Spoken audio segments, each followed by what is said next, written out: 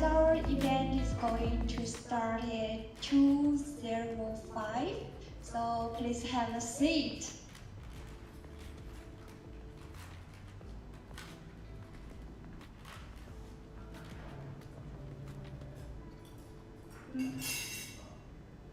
Okay.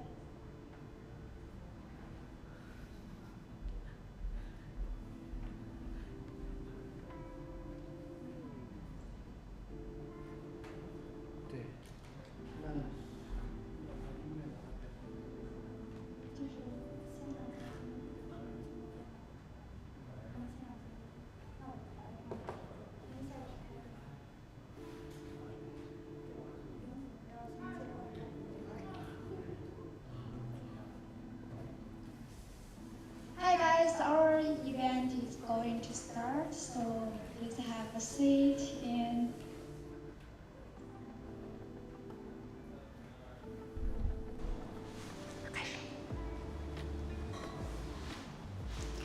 good afternoon and welcome to Forces. Sorry, a little problem here. And so this is Forces. I'm your host Lauren today. Today, Ethereum is 10 years old. So before everything gets started, let's say happy birthday, Ethereum. So we will say it together, okay? I will count down 3, 2, 1, and we will say it together. 3, 2, 1. Happy birthday, Ethereum! Okay, thanks for your energy. Okay, so today's theme is install privacy. Why install? Every day we are downloading and installing different apps on our phones. They track our data and invade our privacy. So why not start building and install privacy mindset from today? That's why we call this event Install Privacy. And so let's do a very quick poll. How many of you here have ever heard about Ethereum, or are you building something in Ethereum? Okay, so how many of you have ever thought about protecting your privacy, or you have ever used some tools like a VPN or Tor network to protecting your privacy? Anyone? Yeah, you are in the right place. So Ethereum is not just a blockchain, but it's also a platform which are very care about privacy and censorship resistance. So today we invite some people with their real stories and real tech to talk about why Ethereum is caring about privacy and how they help us to protect privacy. Here I prepare a little quiz and you can scan it to make everyone here to feel more interactive, because you are not here just for listening. You are also here to care about, to learn how to practice, protect your privacy. And when you finish this quiz, you will see your score. Once your score is above 5, you will get a special mask for today's party. So just finish the quiz. And one reminder, some answers of this quiz will hidden in all these talks. So you can finish the quiz during the talks or after the keynote. That's all okay. So this is all thing I need to say. So we will welcome our first speaker, Kathy, she is the head of operations at Ethereum Community Fund. She's an OG in Ethereum, and she will share her stories of Ethereum and talk about her expectations for Ethereum in next 10 days. So welcome, Kathy.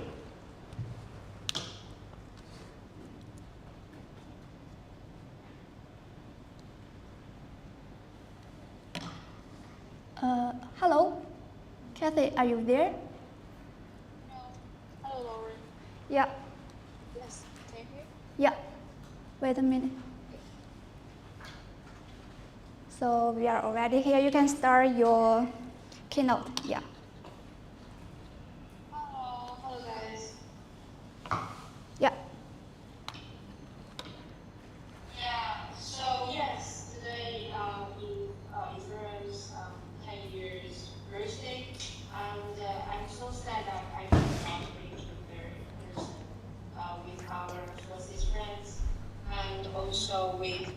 Ethereum family there in Chiang Mai. But still, like seeing so many familiar faces gathered to reflect the past and also look forward to the future, it truly fills me with joy and pride. I started my journey and learned about Ethereum since 2018. And DevCon 5 in Osaka was my first time attending in person. I remember that I was being completely immersed. The energy, the curiosity, and the shared sense of purpose on everyone's face. And there's a moment that on X, back to that's still Twitter. So people were there asking for the Uni and Piggy tokens on layer 2. That was actually a prototype called Uni-Pig exchange built by Uniswap. So why I brought that up, that's because the whole experience back to the day was mind-blowing, because when the token swap was like starting from like permission for to permissionless, and also every activity on chain was fast with instant trading confirmation, and also this blessing user experience. So so that demo marked a major milestone, not just for the layer 2, the scalability in Ethereum, but also for how DeFi could feel starting from that point. And it was also in that moment I thought, yes, Ethereum is still growing steadily, and through the real infrastructure, real builders, and the real belief. Because this is what Ethereum has always been about, a long and rugged road toward a shared dream, where data is self-owned, systems are censorship-resistant, and coordination is permissionless and unstoppable. At ECF, we've been lucky to walk alongside that journey and still be here to support critical infrastructures, developer toolings, and open source development. But most importantly, to support the Ethereum community itself. Along the way at ECF, we've kept asking ourselves a hard question. How can we build resilient, credible, and trust-minimized knowledge systems without relying on centralized authority? So last month, we just launched our invite-based of ECF Pensive. It's actually a result of ECF's long-standing research and experimentation since 2018. Emerging from our role, I don't know if you guys know that, we actually are one of the first grant programs in the blockchain space.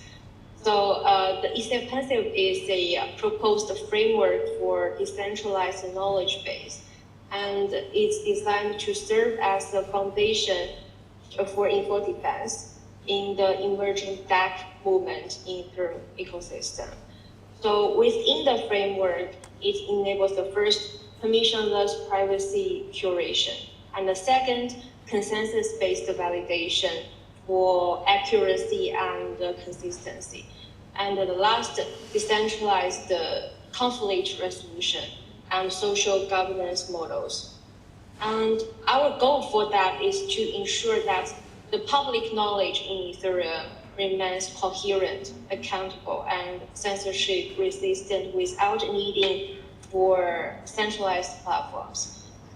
Actually, those are all the diamond values Ethereum carries. We've stood by there over the past years, and we will still continue to safeguard them in the decade ahead. And so here is what I see coming. Legitimacy replacing hype, and alignment outlasting attention, and curiosity staying stronger than certainty. And also I see Ethereum not just growing scale, but also in soul, remaining open, humble, and wildly experimental. And most of all, I see people like you guys here still showing up, still contributing, and still disagreeing with love because we believe in these matters. Today I also prepared a special gift to all of you at Forces, to our friends.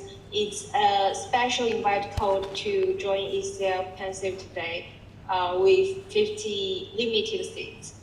I will drop the invite code and the link in the Telegram group, and you guys can try, and also to give us some feedback to help us to grow together.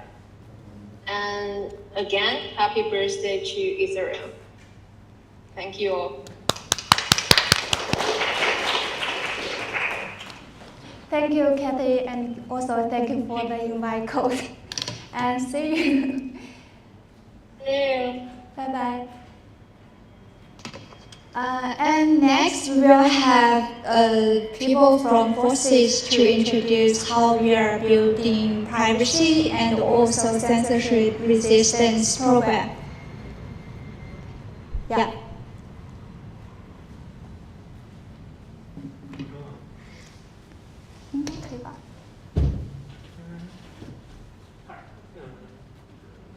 If anyone need privacy, you could get a mask like. Now I will speak Chinese.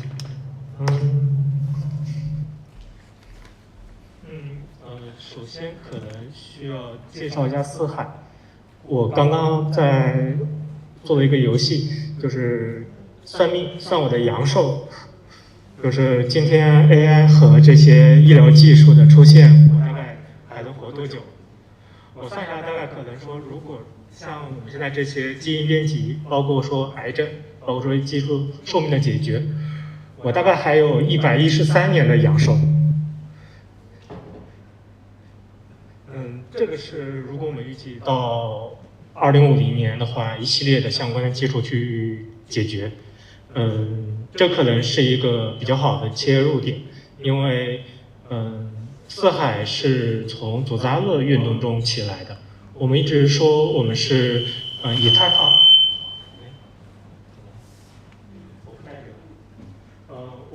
我们一直说我们是一个以太坊社区。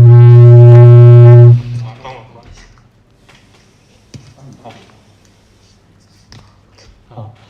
可以。我们一直说我们是一个以太坊社区，实际上我们是以太坊中的一个叫祖扎勒运动的一部分。这个大概从2023年开始，一个黑山的小岛上，然后一个半岛上，大家在这里做长寿、做 crypto 相关技术，这是我们四海的一个开始。当时大家在谈的一个问题是，我怎么 hack 黑山这个小国家的宪法，就是怎么用它来给我们这个技术环境，把它关掉。对，因为好像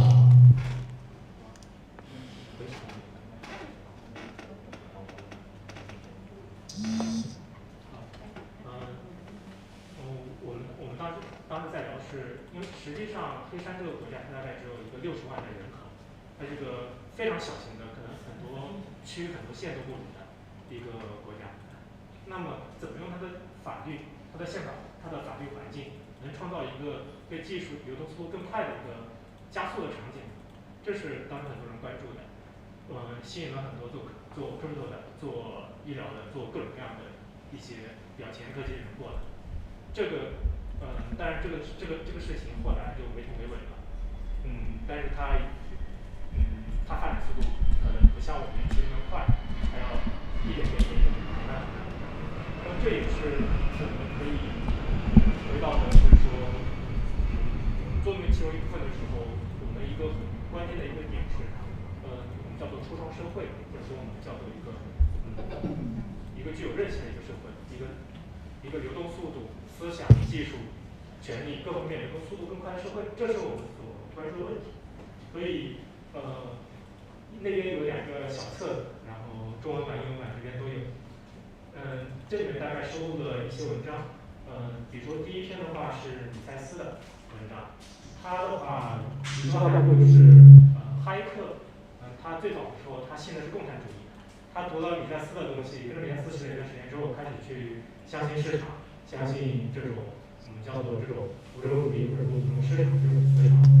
然后第二篇文章呢是跟安南德合著的，这个基本上我们看到今天所有的技术乐观主义的一个思潮的一个来源。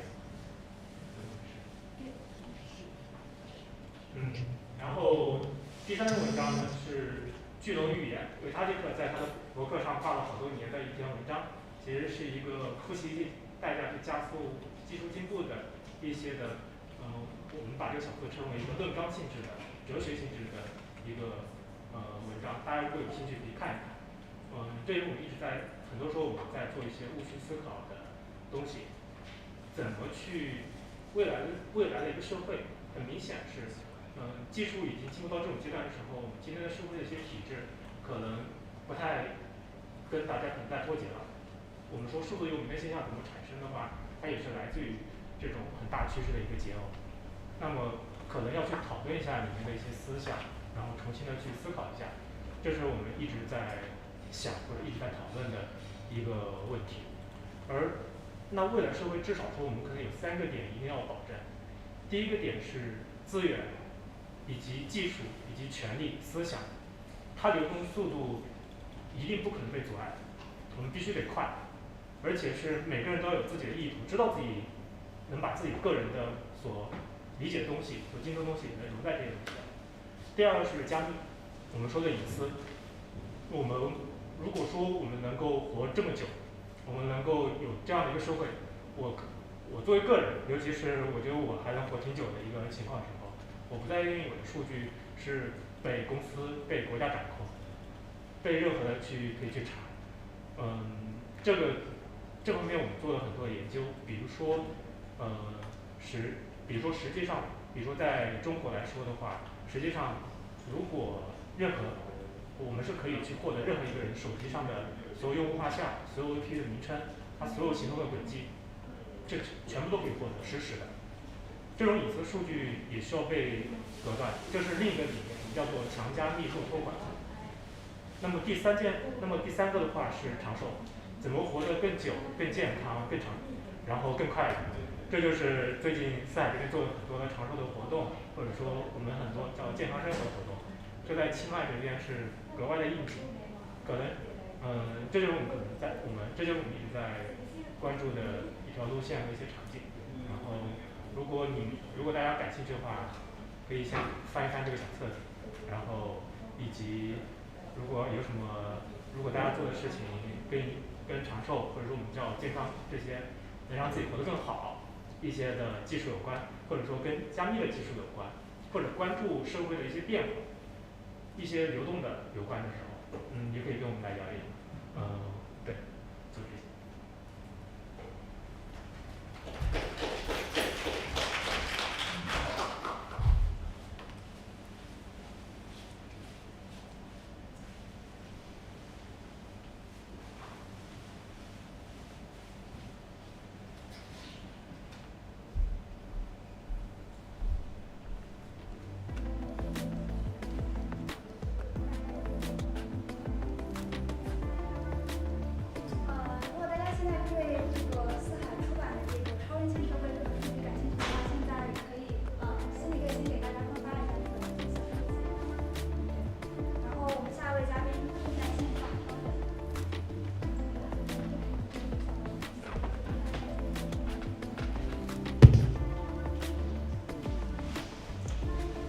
Hello. Okay. Now, we'll hear from the Web3 Privacy Now team. Web3 Privacy Now is the think and do tank, advancing privacy and freedom in the future web.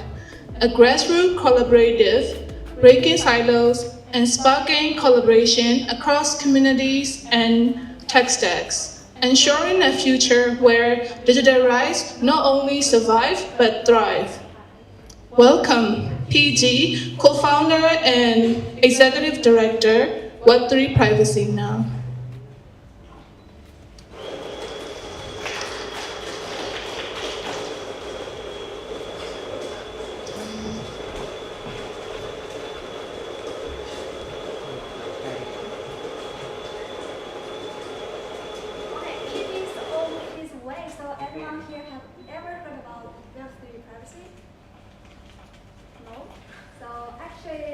it's a company which is focused on Web3 privacy, and we have do a lot of great events. Like last year, DAO in Bangkok, they have an event named Cyberpunk Congress in Bangkok with more than 3,000 people join them.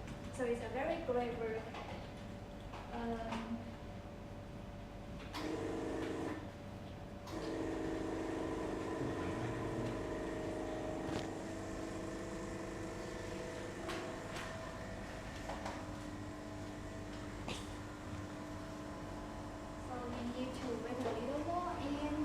Send some. Anything you need for this group, you can get.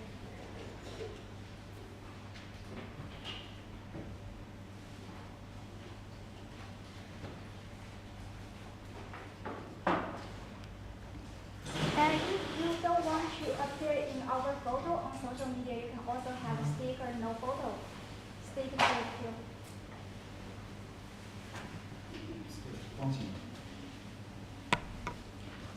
可以。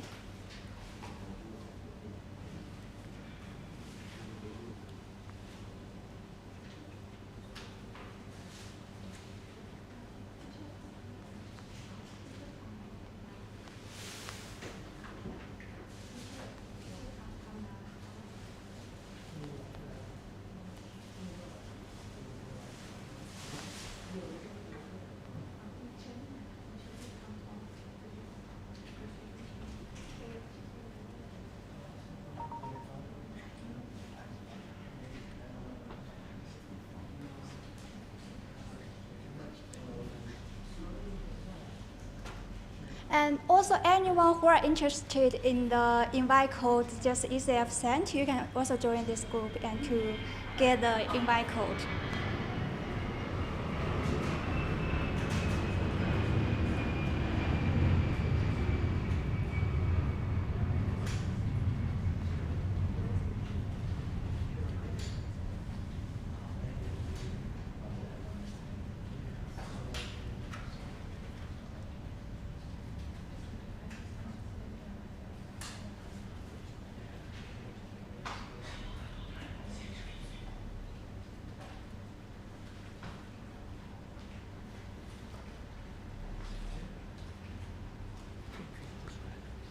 这个行吗？这两个好像都不行。可以吗？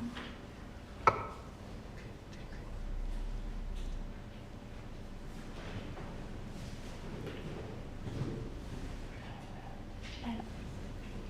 Hello, PG, are you there?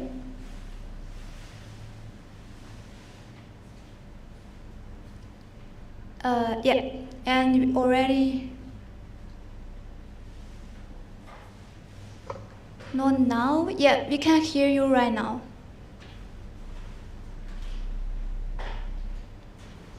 You can start share your slides.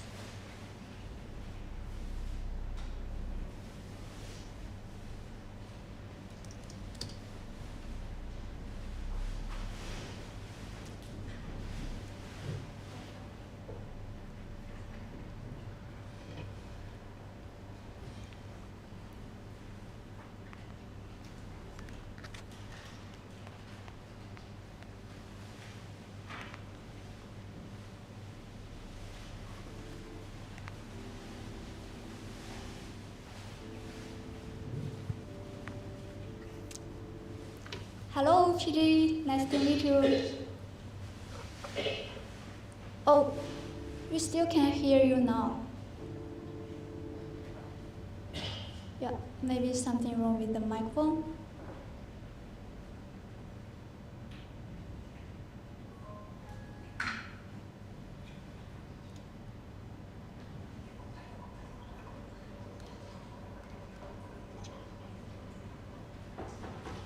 No. Yeah.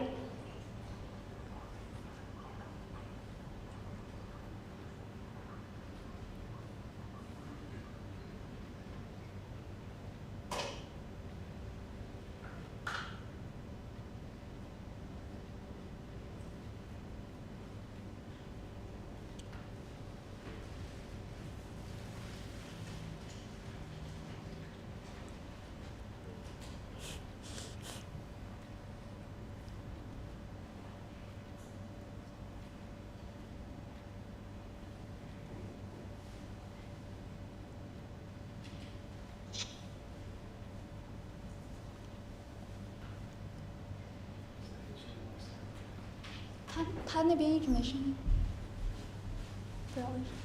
你声音是不是出到哪儿去？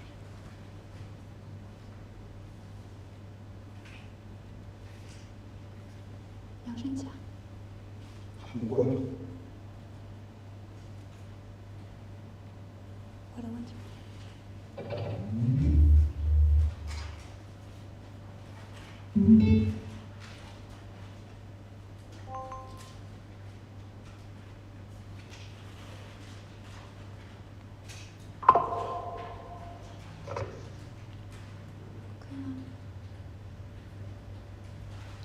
Hello, hello, PG. Can you hear that?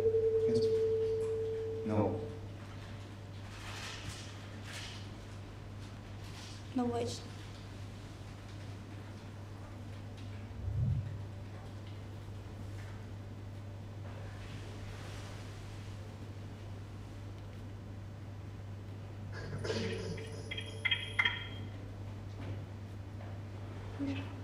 Too much technology.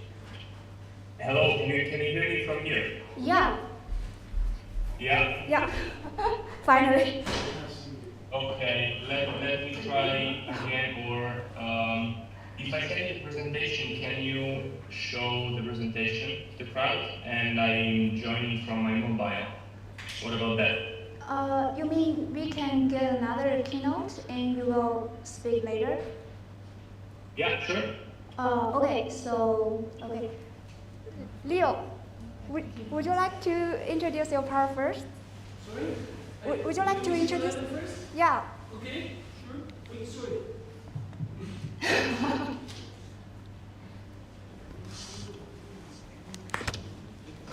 Yeah, PG, you can face your technology issue first. Share my slide.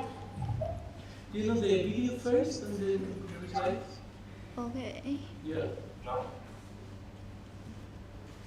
Still not? Yeah, now we can hear you, and Oh, you hear me? Okay. it's okay.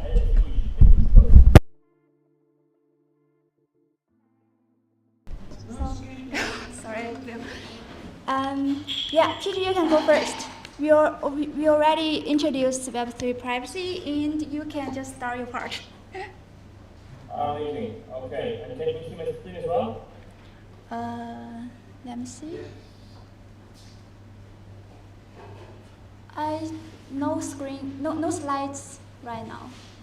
No live? Yeah. Oh, that's very weird. I'm sharing my screen right now. Share the screen. Okay. Now you should be able to see my slides. Yeah. Right? Yeah. Great. Okay, hello everyone. Sorry for these technicalities, issues. I'll be very quick today. I'll try with you to define privacy and show how this is the cornerstone of why the movement has started.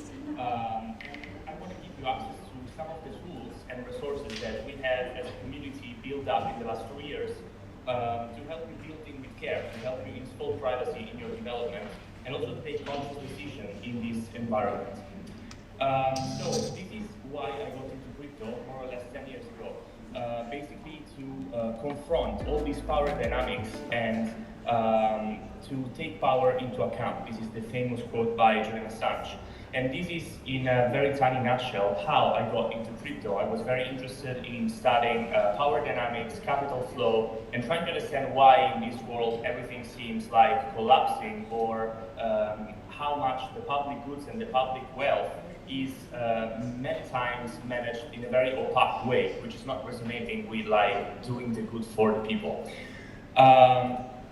Actually through the years I've got to realize how much, and we all got to see how much crypto drifted from this like ideal of actually, can you make a question for you in the room? How many of you know about cyberpunks and the history of cyberpunks? Can you please raise your hands, and please, Lauren, tell me how many people? So have any of you have heard about cyberpunk? Can you raise your hands? I think maybe 6 people here. 6? 6.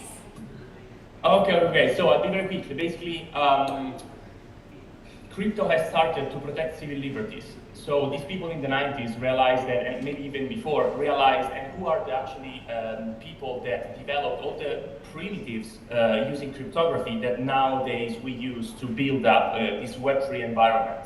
And they realized that they realized that internet would have become a very powerful tool to concentrate power and extract value from the people. And this is why they started developing cryptography as a tool for protecting digital freedom, individual freedoms like privacy.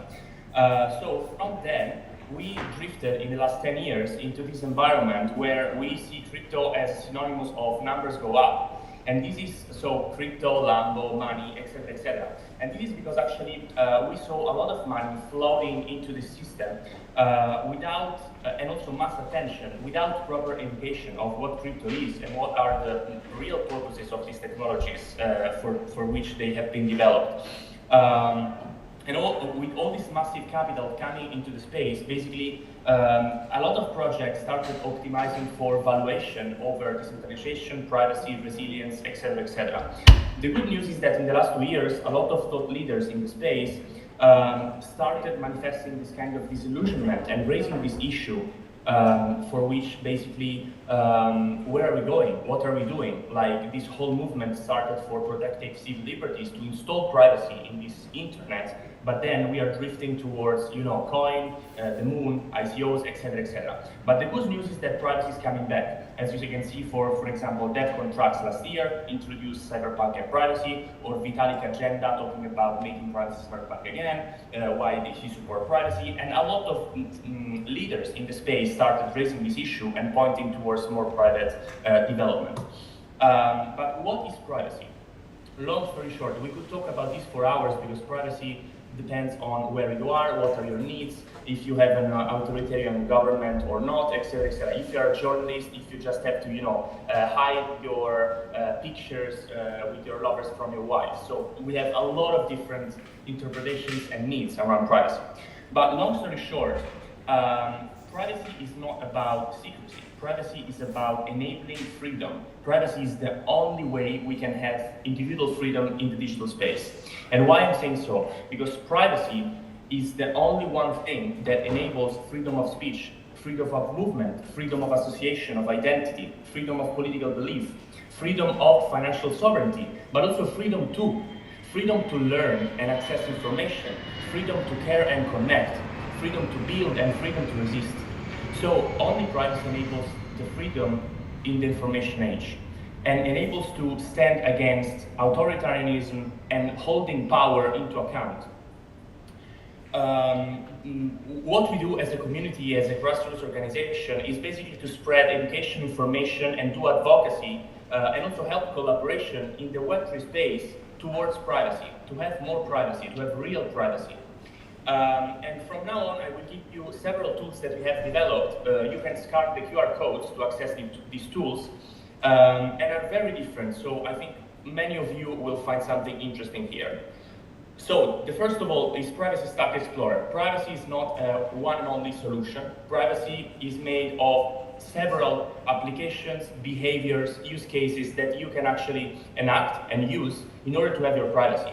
So we asked to more than 100 thought leaders in the space, from Audrey Tang, Digital Minister of Taiwan, to Vitalik Buterin, to Jared Hope, and many others, what is their stack? So what applications they use to preserve their privacy, so that other people, newcomers, non-technical people can easily see, okay, these very experienced individuals use these applications, maybe we can explore. So scanning this QR code, you can access this 100 and plus database with all the stacks that these people use to get inspired and to download and choose what are your favorite privacy applications. This is the first one. Then at the end of the presentation, if you need any QR code, I can go back to it. Then Web Privacy Now Academy, we developed an academy online which is 100% human curated, so there is no AI, and it's free forever. Very accessible, and we have a lot of different courses, from Privacy 101, so what is privacy in general, to how to, glitch the system and obfuscate your identity to not being tracked by AI, which I know is a kind of topic in the region where you live, or at least more in China. And then also about GDPR and a lot of different things. We have these courses in different languages. Again, you can access these courses for free whenever you want, scanning this QR code. And here I want to thank GCC community, the global community of Chinese developers, because they supported this project. And so we are very thankful to them. Then we have a dashboard. We gathered data for more than 700 projects claiming to develop privacy in Web3. And we collected all this data into an explorer. What is this explorer? You will have basically a rating system for all, imagine L2bit, you know, L2bit for layer 2s, but for privacy. So basically for every project, you will have a breakdown of all the information that are useful for you to access. So the GitHub, the documents, if the team is anonymous or not, their socials, you know, their governance model, but also where they take money from, what technology stack they use, so if they are really private or not, if they have a privacy policy or not, if they've gone through audit or not, so that you can make more conscious decision on what blockchain to build up, on what layer you can use to have privacy, where to invest, where to go to work as well, if you want to work in a place that is actually representing your values.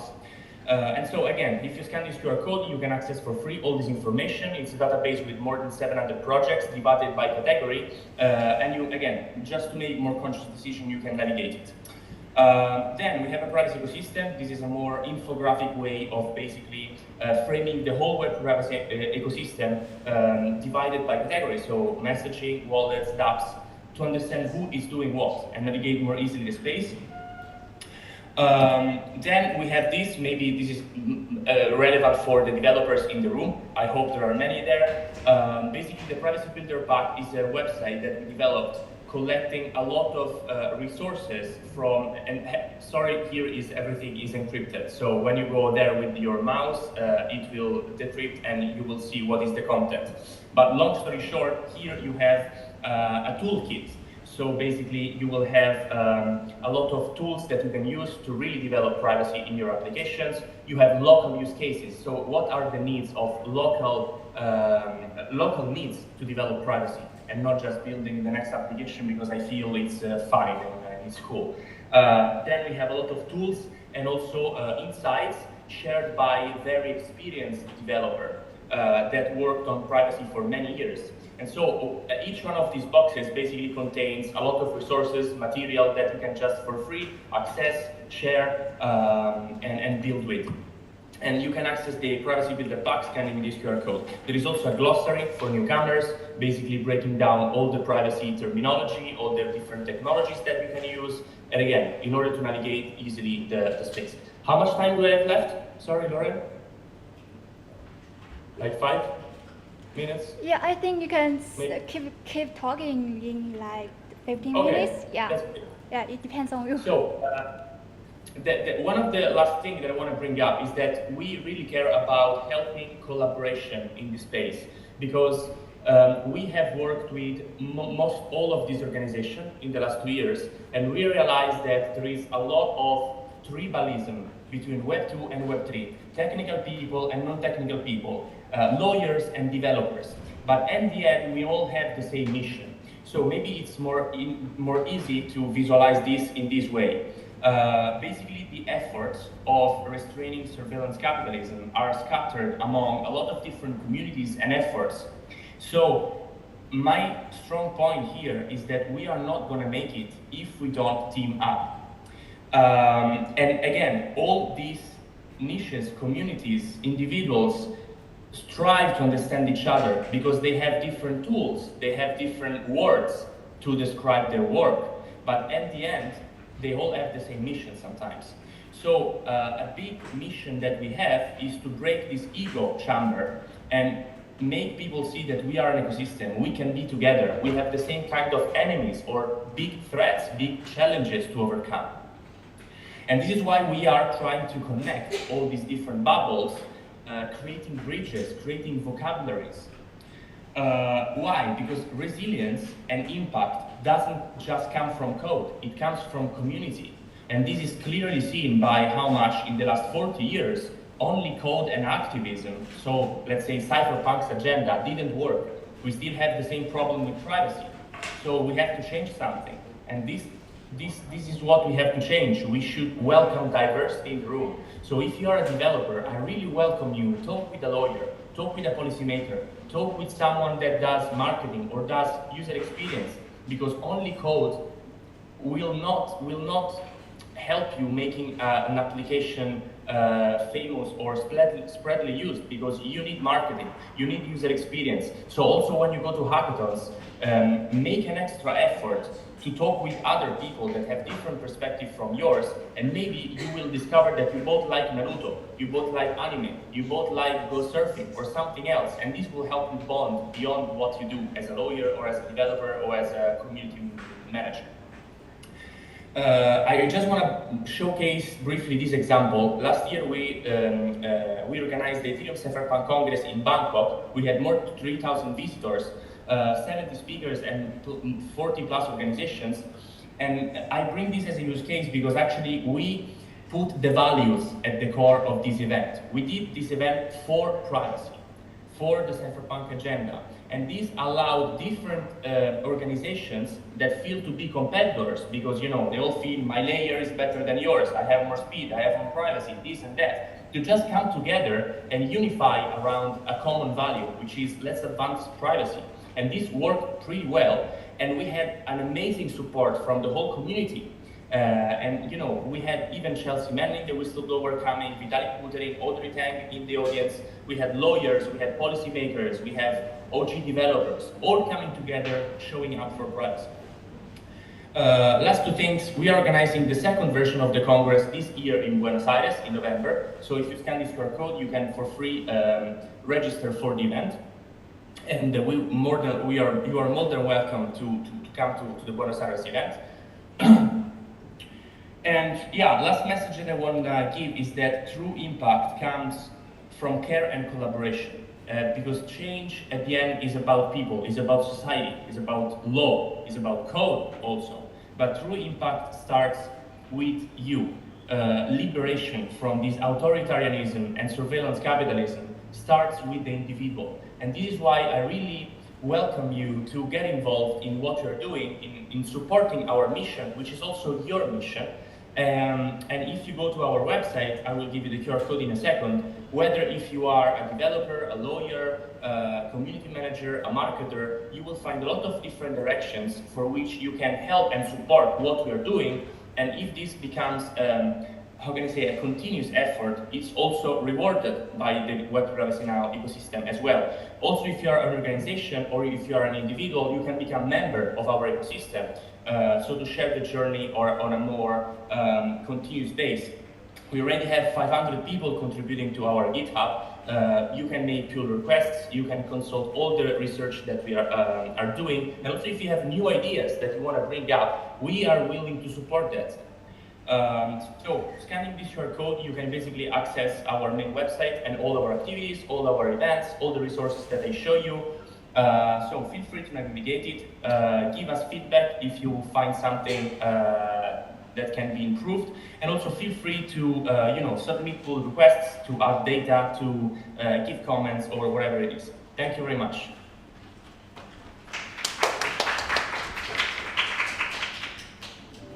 Thank you so much, PG, for what you have done. And can you see my t-shirt? Oh yes, beautiful, beautiful. I want one. Ethereum Cypherpunk again. So last question. What would you like to say for Ethereum in next 10 years? What I would love to see, or what I would love to say to Ethereum? Well, yeah, both, whatever. For Ethereum? Yeah. Okay, for Ethereum the next 10 years. Well, as I said, I would love to see, one of the key features of Ethereum is diversity, because Ethereum is more about culture than about technology, I feel. It's also, of course, a lot about technology, but it's a lot about culture, and this is helping people from all over the world, no matter the political color, no matter where they are from, to come together and to resonate about some values or about some vision, or at least about questioning the status quo in this very wild world we live in, and to play together to find new alternatives And this is very beautiful, this like very diverse playground where everyone comes and gives his contribution. So I wish we will diversify even more the cultural aspect of Ethereum, welcoming more sociologists, politologists, social scientists, as well as more technical people, of course. But what I see lacking in this moment is for UX, so designers, marketers, policymakers. So I just wish for Ethereum to welcome even more diversity and to make privacy the key aspect that we should develop. Otherwise, we're just reiterating the same vicious circles of the system, the power dynamics that we now have, but with new technologies, which is not what we want to do. So this is my wish for Ethereum. Thank you so much. May Ethereum cyberpunk again with Web3 privacy now. Yes, have a good day, you all. Thank you so much, PG.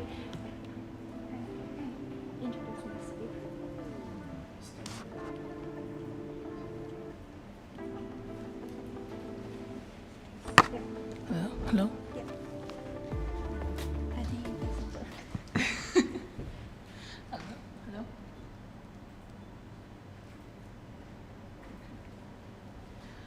All right, so we have heard from the Web3 privacy now, and now let's talk about Tornado Cash. It's not just a protocol, but a symbol of the tension between privacy and regulation. What has happened in 2025, and where are we headed now? Let's hear from Han Tianyi about Tornado Cash.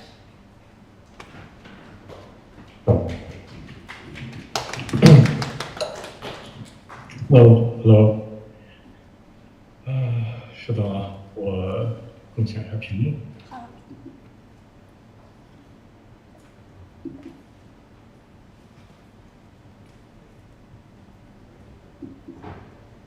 稍等，我重启一下啊。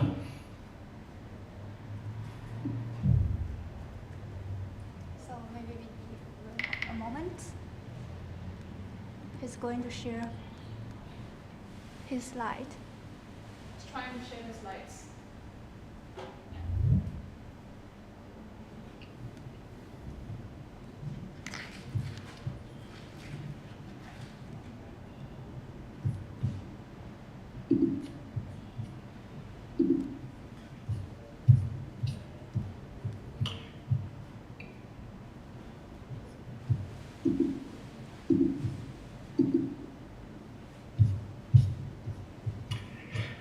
Hello， 大家可以听到吗？听得到。好的，好，大家可以看到我的屏幕是吧？可以的，现在可以开始。抱歉，用什么语言啊？你们没聊过这事儿？你 PPT 是什么语言做的？我们这边有翻译，你可以按照你原来的讲。哦，好的，Right， 好，其实我现在准备的是一个关于 Tornado Cash， 然后它最近的一些发展，还有它的 legal implications， 就是 impact etc. But the main purpose to talk about is actually how the case developed and how we're gonna view the case from a future perspective. It's quite a Oh, and by the way, my name is Han Tianyi, Senior Counsel at Mandarin Law. And if you are not familiar with Tornado Cash, so Tornado Cash is a Ethereum-based mixer that transacts, that enables transaction with privacy. So the graph here isn't quite complete, so it omitted one layer called relayer. But essentially, that's the idea. So one can send their ETH or whatever currency to the mixer, and the mixer will randomly send out the clean, right, the clean token to the recipient wallet. However, it exposed one major error, which is the new address sometimes doesn't have any Ethereum used for gas. So how can we combat that? The Tornado Cash protocol have developed something called relayer, which is intermediate between the recipient wallet and the smart contract. So the purpose of the read layer is to provide a one-time gas fee to the new address, therefore blocking any traceable tracks between the original wallet and the new recipient wallet. So that's the idea, and I'll explain why that's important in our case. I'll skip that, and let's just dive into the the timeline of the case. So in 2019, Tornado Cash is developed and founded, and in May 2020, so the developer claimed to make the protocol immutable. Remember that we've been a ritual that's been witnessed by many persons on chain that have destroyed the admin key. This is also proven to be pivotal in the case developed, particularly in the civil case. We have not observed any significant development of this evidence in the criminal case, but I'll explain it later. In April and May 2022, actually that's not the first time the North Korean Lazarus group uses Tornado Cash to launder their tokens. But that is one of the most significant timelines that, per the FBI, who's investigating the case, that the first time that we have observed hundreds of millions of dollars being transacted via Tornado Cash. And later in August 2022, the U.S. Treasury Office, which OFAC, have sanctioned Tornado Cash, the entire smart contract, as well as their company, the DAO, and the enterprise that surrounds it. And of course, I will explain later. In August 2022, also one of the founders, Alexei Taksev, is arrested in Netherlands, and now he's being inducted in the Dutch court for money laundering offenses as well. 1 year later, U.S. Treasury Department of Justice indicted Roman Storm and Roman Semenov on criminal charges, including money laundering and sanction violations. So Roman Storm is currently held custody in New York and facing trial this month. And actually, his case is currently on trial, and I guess it will last for another 1 or 2 weeks. So if you have time and you have certain interest in the trial, you can definitely sign up and go to New York court and observe the entire trial. I've heard the court is quite packed, so there's a relay room that that's designed specifically for guests who want to attend the court. Anyway, in September 2024, so that is the case, that is the criminal case we're talking about right now. So in September 2024, the judges in the case have denied Storm motion to dismiss. So just let me explain. So motion to dismiss is a pre-trial motion that is filed to dismiss entire court proceedings, saying that the charges is being frivolous. So it doesn't surmount to anything, and it's a waste of the judicial time and energy to continue with the case. So we file a dismiss, and it's that motion to dismiss have been dismissed of it. So the criminal trial is being proceeding right now in July 2025, and now we're witnessing the criminal trial. So in the September 2024 motion to dismiss, Storm cited one reason, which is First Amendment protection.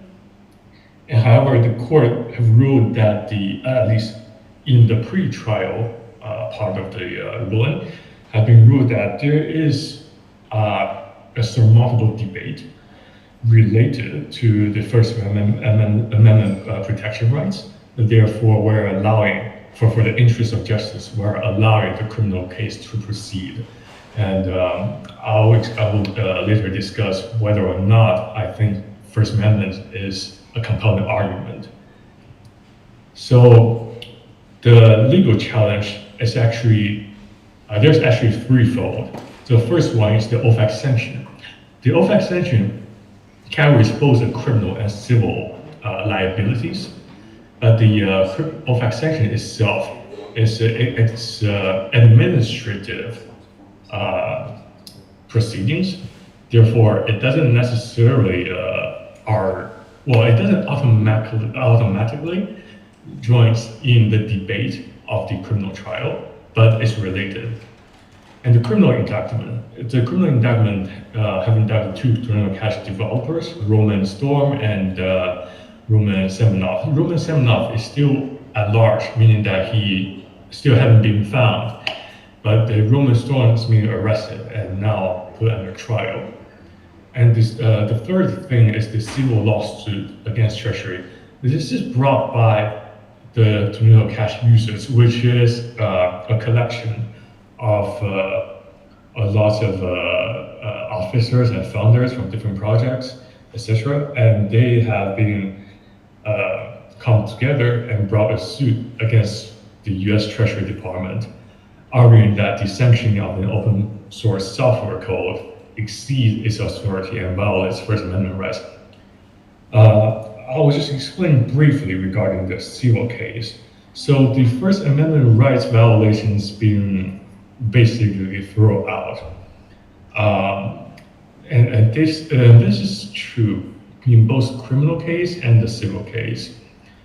We often talk about code as speech or code as law, but according to me, I think that's merely propaganda, to put it frankly. It doesn't really carry an actual value.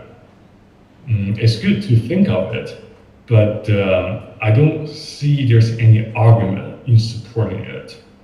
Because if we argue that code is a sort of speech, then how about hacking? Isn't that using code to conduct another speech?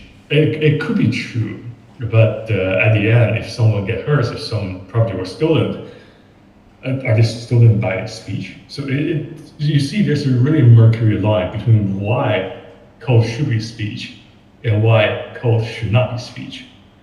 So therefore, I think this argument doesn't really, it really cannot be proved in a court.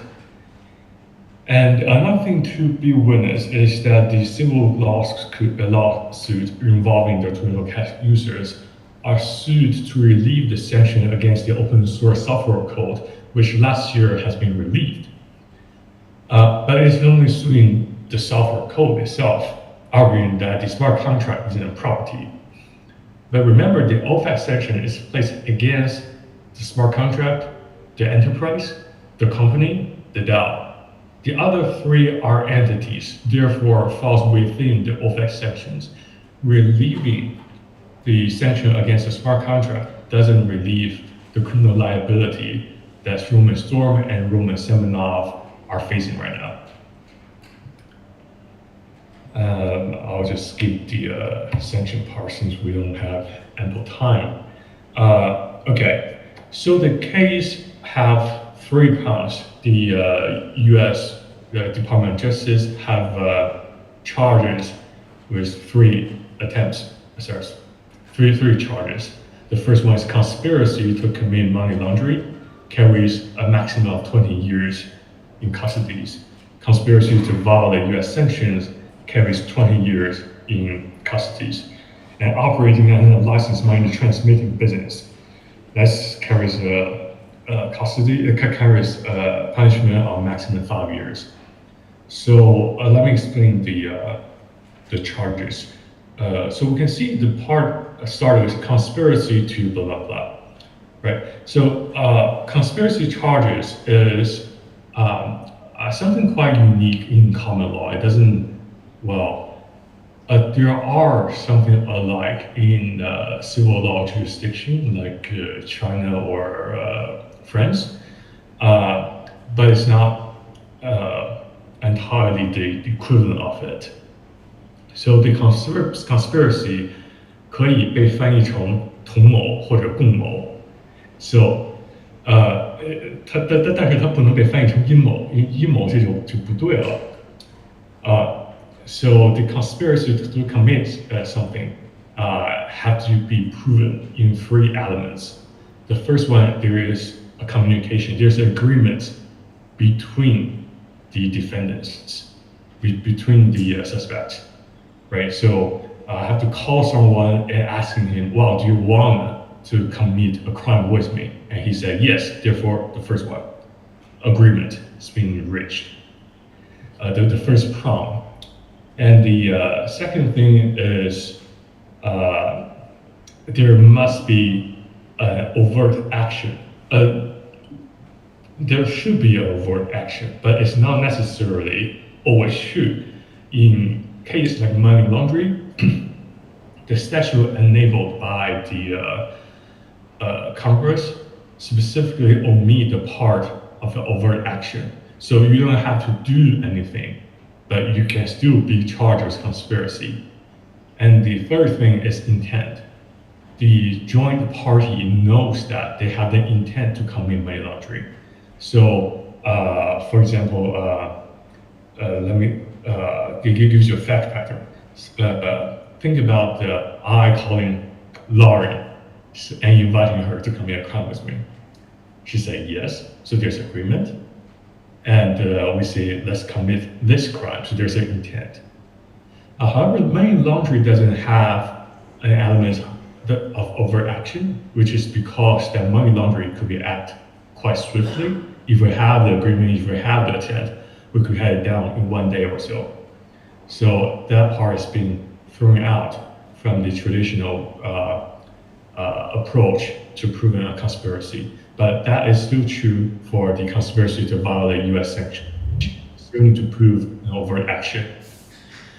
And the third crime is, the third charge is operating an unlicensed money transmitting business, which is under the Bank Secrecy Act. However, this charge has been thrown out in the argument, in the court proceeding, because after Trump being elected, the Department of Justice have issued a memo not to conduct a so-called enforcement by, regulation by enforcement. So, however, it consists 2 prongs. The first one is operating unlicensed money laundering, and the second one is using such money transmitting business to launder money. Essentially, the second part is still remain in our case. Okay. All right. So after this phase, the rest we really don't have to take a look. It's just not very related. Well, it is related, but since we don't have that many enough time, so I'll just skip that. So let me explain in details why we are facing the 3 charges and how it would enroll. So the first one is conspiracy to commit money laundering. So the defendant have argued that they have no intention to commit money laundering because they have no idea that their service is being used for money laundering. However, willful ignorance really isn't a defense, as well as the DOJ have also cited that after the report of North Korea hacking group Lazarus have been using Tuner Cash for its money laundering business, Tuner Cash have enabled a blacklist to block certain wallet address. So this part has proven knowledge, meaning that the action of blocking the North Korean hackers have proven that the developers is aware of their software is being used for money laundering. It's quite unfortunate, right? But also, the developers have discussed in the private message group that they are aware that such blacklist cannot be proven sufficient to block North Koreans from using the smart contract. So there is a layer of knowledge being proven by the action of the developers. Also, the government have cited that for the violation to circumvent sanctions, the Toronto Cash has been used in, the Toronto Cash measures to block these wallet from the front end has been proven ineffective. And the Storm's lawyer have argued that the Toronto Cash software and its code are the so-called informational materials, which is exempted from the law under the so-called Berman Amendment, which protects the exchange of information under the IEPA, which is the International Emergency Economic Powers Act, which is the act that enables the U.S. government to impose sanctions against certain entities. It's quite understandable, right? So if you say we have blocked North Korea from trading with a certain U.S. bank or a certain U.S. company, but we can still sell them the books, DVDs, CDs. It's freedom of information, right? It's freedom of speech. So that's why we have such an amendment here. And the Storm's team say that the software and its code are information materials. They are speeches that are exempted from the law. However, the DOJ responded that, and it seems that the court has signaled an agreement with it, which is Toronto Cash is not only providing a speech, providing material to read, right? It provides a service. And why it's called service? It's because the entire enterprise here, enterprise 可以被翻译成集团，但是你也可以翻译成一个企业、一个企划等等。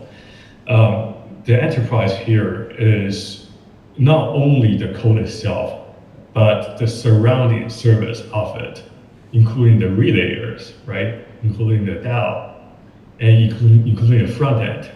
And those combine together enable the smart contract to be effective. So providing a service used by sanctioned actors can be a crime, even though the service is implemented in codes. And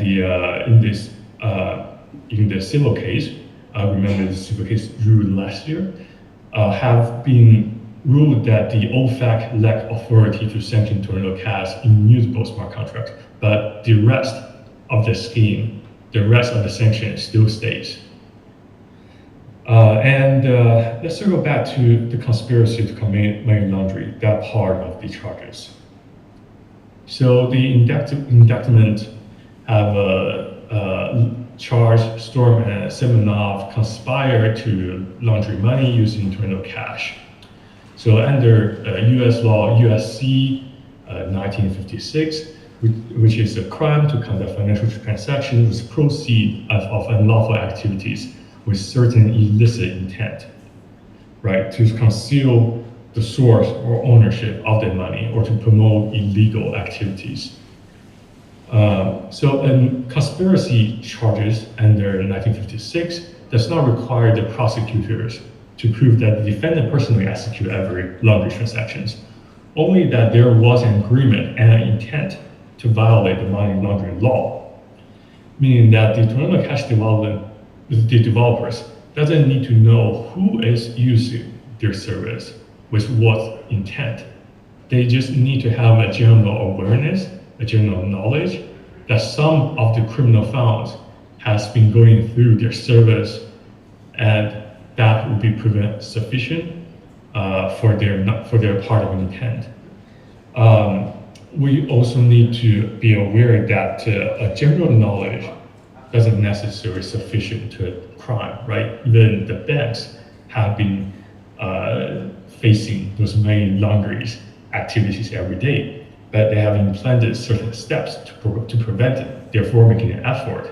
And they've been using several firewalls to block the knowledge of the management aware of who is using what to launder their money. However, Toronto Cash and their development team haven't done such a thing. So the Storms team have argued that the Tornado Cash is not a financial institution, and they haven't received any proceeds for those alleged money laundering activities. The DOJ has cited that they have already raised $7 million in their development fund from the VCs, and they have also issued a token.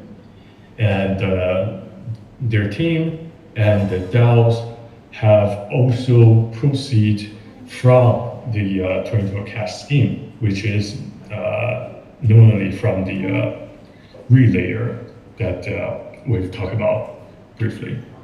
Therefore, the DOJ said that while you are still liable for the case, even though you don't have any control over the smart contract, but you've built an ecosystem around it, and it's your effort to enable the service to be effective and to be continuously vivid even today. So I think personally there's really not a great defense for the money laundering charges, but let's see how the Storm team will provide to the court. So the third charges, which is conspiracy to operate and license money transmitting business, remember that the first part of it failed to register, which is a crime, but that crime is being dropped because after Trump got elected, the DOJ have enabled zero regulation by enforcement scheme. Therefore, they dropped that legal mercury part of these charges. Whether or not a DeFi must be registered as an MTB is not being discussed here. And in the foreseeable future, it will not be charged with a crime. However, the second part of the case, which is using the service to transact to transact the funds from an illicit activity, that second prong still exists. And let's see how they could defend for that. So I only have 2 minutes left. So let's circle back and think, how can the developers, the Tornado Cash developers,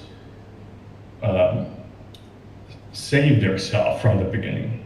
Sorry for using that word, but I couldn't think of a better word for that. I think that is a matter of decentralization. At the end of the day, it is a matter of decentralization. We have many arguments like freedom of speech, code is law, etc., but it really doesn't carry any legal significance right now.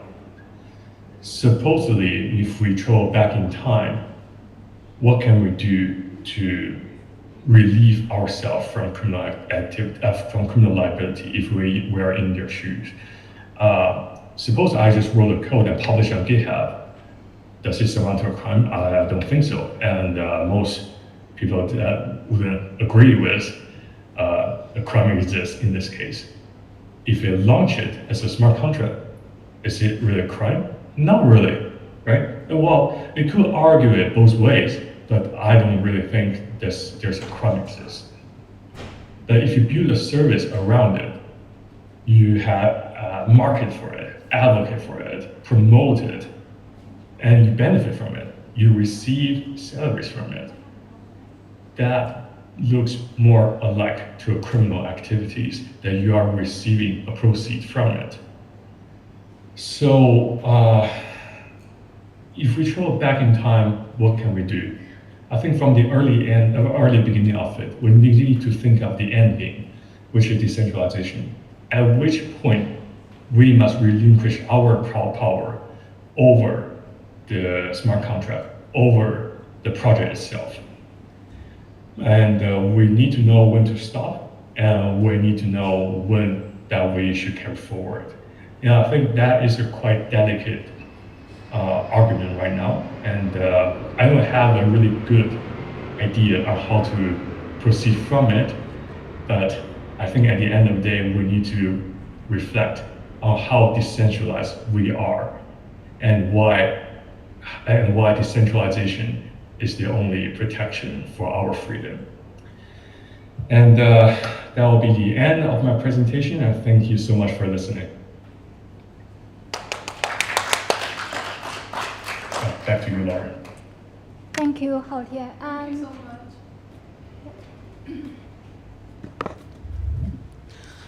Before we start with the next agenda, I would like to remind about the Privacy IQ quiz. We'll have the QR code around there. You can scan it. And when you listen to this keynote sessions, you will see that some of the answers are already hidden there, so please keep an ear out. And if you score 6 and above, we have a special mask that you can, as a gift, you can claim the special mask.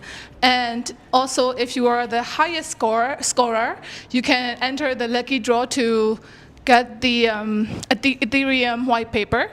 So I'm very excited for you to try that. We'll have the QR code shortly again. And now, let's meet the team behind Rarimo. Rarimo is CK registries powering identity and variable data for a radically disintermediated internet. Let us all welcome Lasha to hear more about the efforts on privacy with us.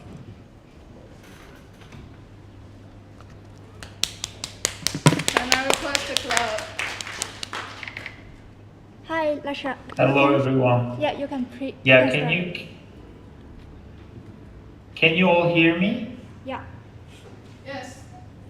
Okay, so now it's all good. Hi, everyone. I'm Lasha. I guess there was a short intro about me, so I'll just go directly into explaining what we are doing. We're building Rarimo, and the easiest way to understand it is like we're thinking how, in a fully decentralized world, the privacy, identity, and personal data could be used, could be formed, and could be trusted. And I'll just go directly into my slides. And I think that will be more.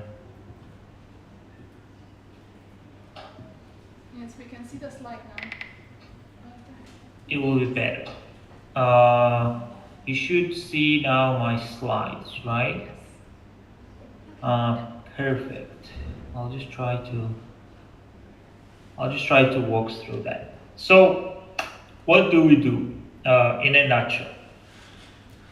In a way, when we talk about privacy and how identity of who we are, our information about our age, about our names, about our actions, about our proof of humanness even is treated, is a super interesting and so-called like this emerging problem that multiple companies and including us were trying to solve.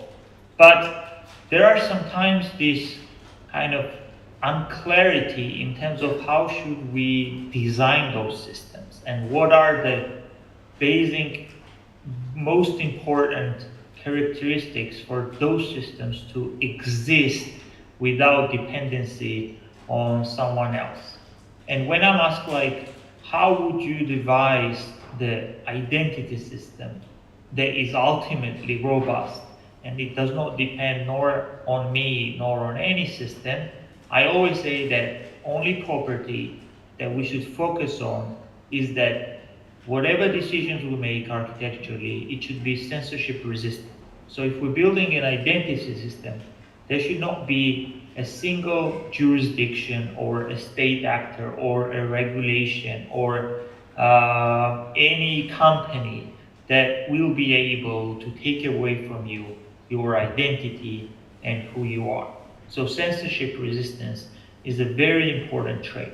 And just to, if we look at the kind of history of crypto, right? So we will notice that the only reason today we share this kind of glory and happiness with this growth of the Bitcoin price, like Ethereum is like unstoppable. We have now the free ability to move value from one point of theirs to another. That has only happened, in my opinion, primarily because of this feature that those systems couldn't be censored before. So for us, when we started building Guarimo, it was mega important that when we were trying to identify and verify a person, whether it's their passport or their face that you scan, the ultimate unit of decentralization that would guarantee censorship resistance would be a personal phone. So this is the kind of the only device where the trust on an individual level should form, and our solutions in terms of this verification of who you are solely is distributed and works on mobile phone. So there is no cloud, there is no special server, there is no ability to surveil, there is no even special hardware where you need to go and like scan your face or any other parts of the body. Because those things are easily to be taken down, and we already see the kind of news of like different countries, different jurisdictions, not enabling such companies to work. So ultimate decentralization for identity to work is your phone. And what do I mean by that? So our models of this cryptography that can verify your face, your passport, who you are, your liveness, your humanhood, just works and uses your smartphone camera. And I think it's the most convenient way to describe that your smartphone becomes even more smarter. So now it's able to basically look at you and without disclosing the information, verify that it's you. One of the first use cases we did with this identity and this on-device level verification had something to do with passports. Now, if you look at the industry, there are many other teams that are experimenting with these passports because at the end of the day, passports we found out that had a micro biometric chip in it. So you can use a phone, you can tap on top of the passport, extract the information such as your name, your age, your citizenship, your I don't know, like country of residence, everything that is within this chip. And without disclosing or share this data, you're able to verify certain aspects about you. For example, you can verify that you're over 18, or you can verify that you're a citizen of, I don't know, Australia.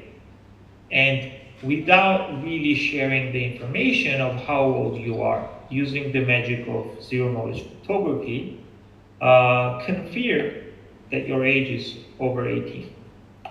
That was our kind of starting point, how we brought these real-world identities on chain and maintain full privacy and once again, full decentralization, because entire processing of reading these passports were happening on a device that we hold in our pocket.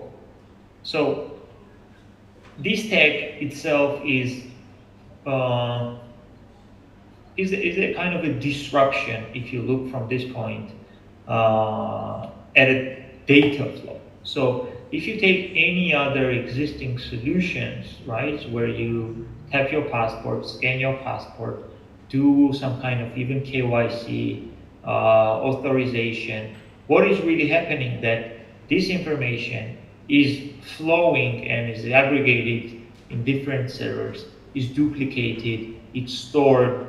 Even the regulation requires the storing of those information. So if something happens in terms of kind of a fraud, the regulator should be able to like extract the information of this gathered data around a user. And that not only is like this, it gives the ability for regulators and the state to surveil, but we're seeing from day to day the problems that such data points become these kind of honeypots that hackers go after, and they try to then, like, I don't know, blackmail some people or like even resell this information somewhere. So I think this problem of this kind of personal data verification and duplication is super important. And for the first time, the technology that we're building that works directly on your phone without disclosing this information, but making it like cryptographically and mathematically provable, I would call it is a complete kind of paradigm shift. So starting from the passports, over time, we realized that we had to like solve some additional problems. So for example, if you're using your passport and you scan it, how do you prove that you're the one that is the owner of the passport? So over time, we excelled into something that had not been done before, which is like now we can process faces and biometrics same on the mobile device. For that to happen, we had to do a lot of like optimization, a lot of like restructuring of cryptographic primitives, and most notably, we had to like work on the specific neural networks to make it happen.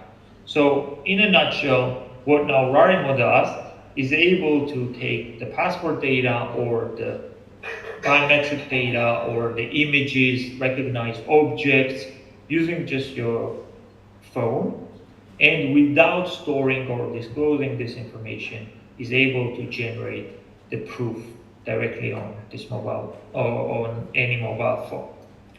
Why it's important?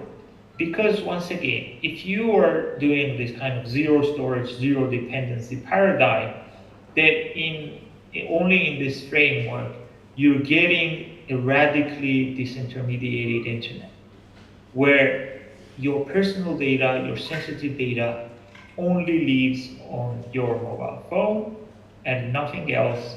And even such systems, wherever you're using, are super hard to take it down or to do any type of censorship to it. So you can call us this kind of a radical Marxist in terms of like disintermediating the identity and the personal data flow. Now, some interesting stuff that we did with this technology over a year. So exactly a year ago, when we realized that we were able to completely privately and without aggregating data, verify the different citizenship and the age, and we had this super privacy preserving technology from an identity perspective. So we realized that we were one of the first that could bring this promise of anonymous voting.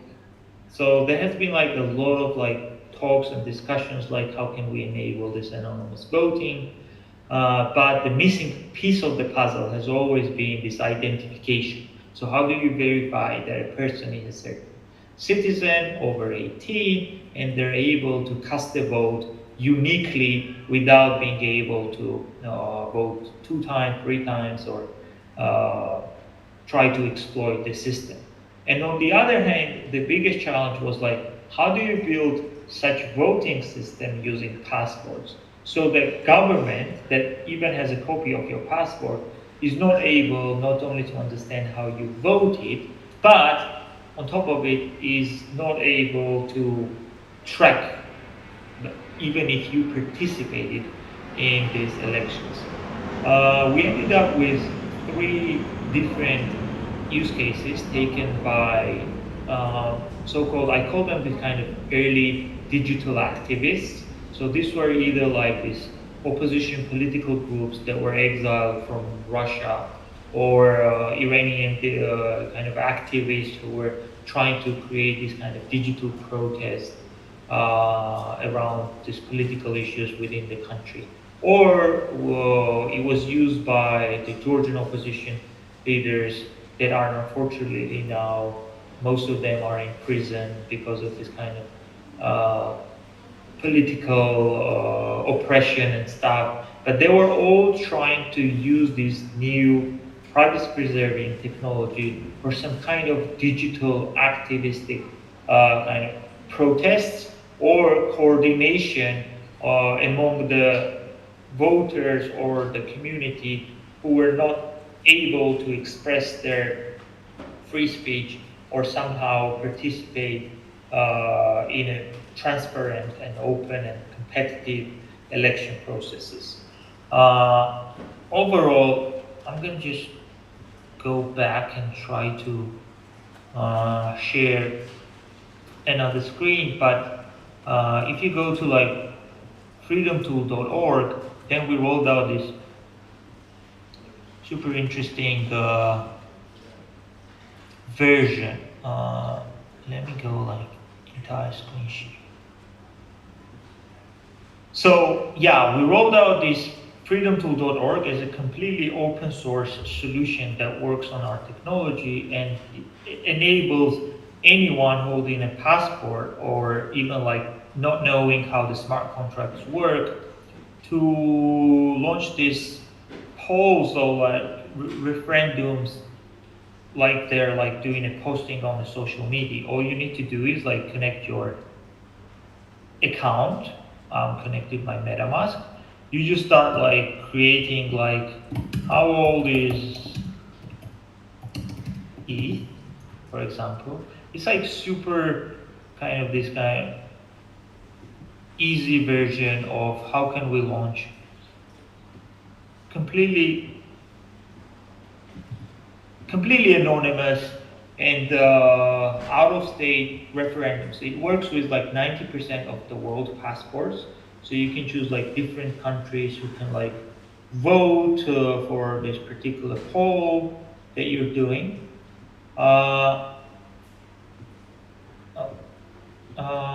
And you just go like, when was this launched? And like, I don't know, 2015, etc. 20. And you just define the time. You can define like how many participants you want to vote.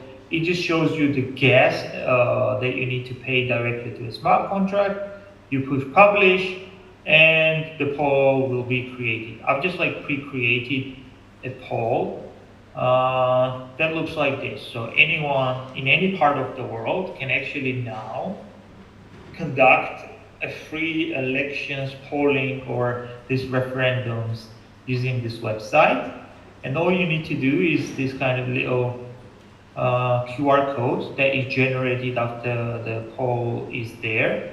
If you're running out of the funds, you need more participants, you can add from here. But once this QR code is out, and if you take and scan it, you will be prompted to download an application. And I don't know if you see now my mobile screen. Maybe I'll stop sharing so you can see. So when you scan the QR code, there's a special application that pops up.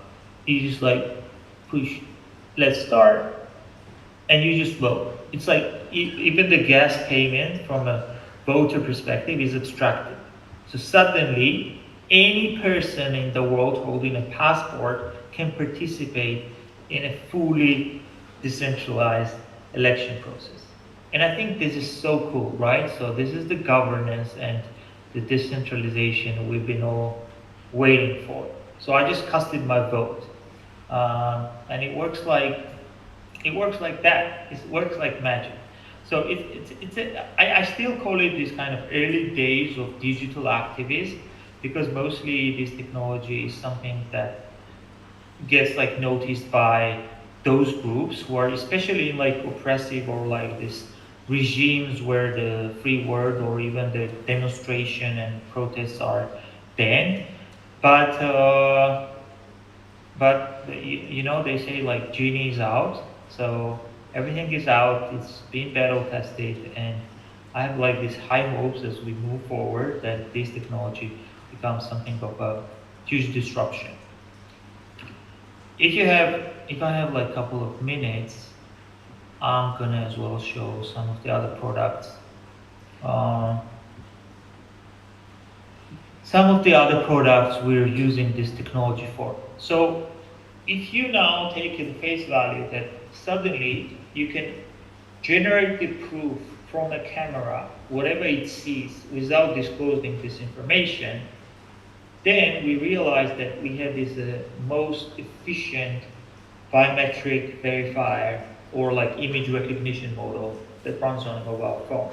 So another use case that is more like not that controversial as freedom tool, but pretty obviously solves the problem is this unforgettable app. So what is this? So now, if you look at the kind of non-custodial wallets, the only way if you lose access to it are the seed traces. And there's no single person that is able to memorize 12 or 24 words. And it doesn't make sense to like sometimes like, like keep it written on a paper or even the hardware device. So even if somebody finds this at your home, it's similar to keeping your money in a mattress. It's like vulnerable. So we realized that like, okay, our technology could be applied to something that is super human-centric. And we started, especially after the account abstraction, so we're introducing this very first self-recovery method where you can define different objects, faces, images, passwords, geolocation, time logs, and add it as an easy recovery method to your wallet. So it's quite an interesting thing because for the first time, you'll be able to, for example, choose 2 pages in a book that you only know. You don't need even a special app, so it's not dependent on any hardware. Once again, you're extracting the keys directly from the image, and you're able to regain access like this. So we're rolling out this as this separate brand, Unforgettable app. It will work with any wallet, so you'll be able to connect the wallet and add this recovery method on top. It could work as this new type of brain wallets, which are like alternative to hardware wallets, where you just need to memorize this couple of images or objects or, I don't know, passwords or location, where you define your key recovery, and that's it. All you need to do is have this memory of the certain things that are easy to remember, and you will never lose access to your wallet. So I think this is the ultimate way to showcase what the full decentralization and this kind of disintermediation of market really brings, right? So it kind of harnesses and improves this promise of decentralized, self-sovereign, and this kind of ownership concept of the crypto it was built on. And what we're doing with identity and sensitive data, you can see how various different aspects could be unlocked and reimagined, from like key recovery to governance, voting, polling, digital protests. So I think it's super interesting, and I don't know, happy to take questions or like get in touch with me. Always love to jam on this stuff. Thank you.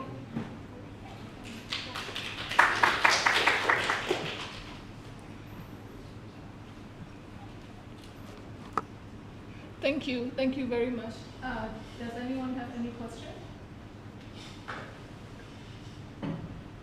And we're moving on. Thank you very much. Thank you. Or maybe someone has a question and raising the hand. Oh, yes.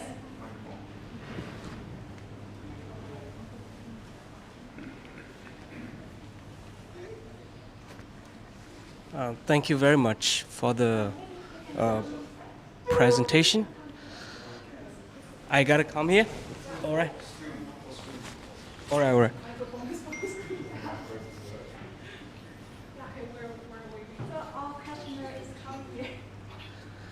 Okay, thank you very much. Can you see me?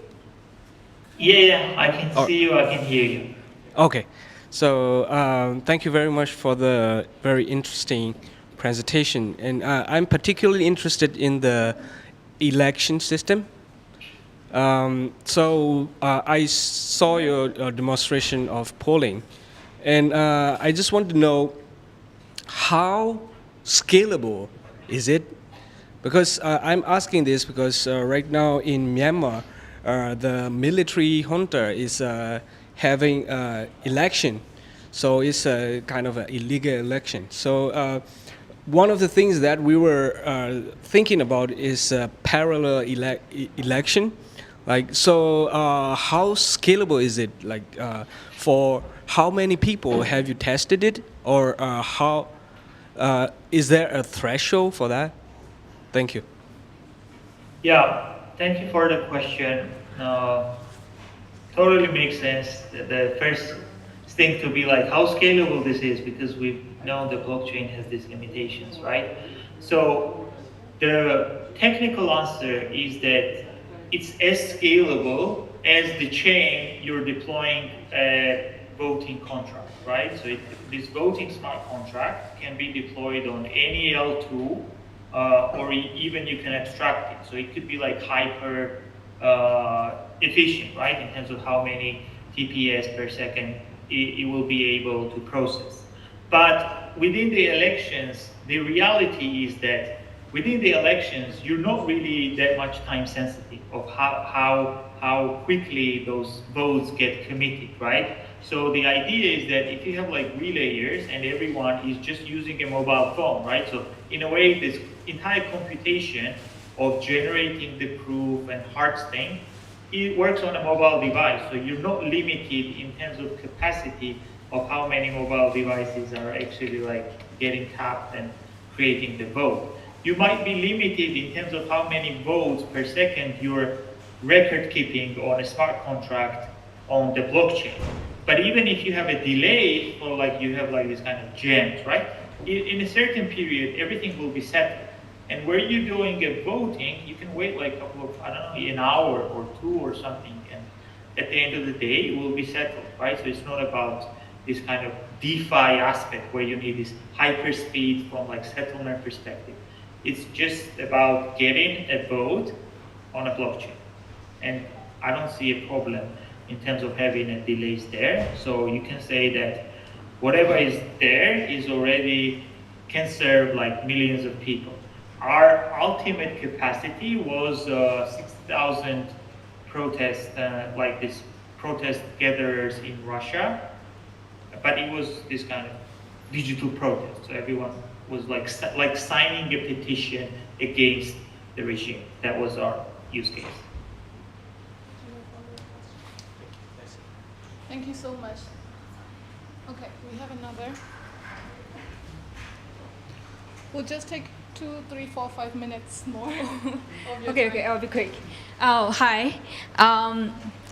Thanks for your presentation. I'm also a developer, so I know the idea of like use your passport information to generate a ZK proof. And it can keep the privacy and prove like who you are. But my question is like, how you do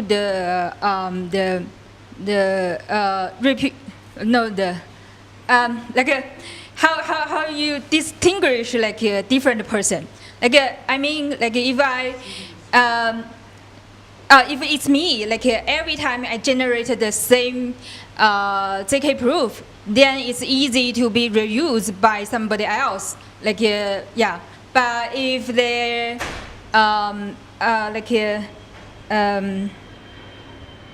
but if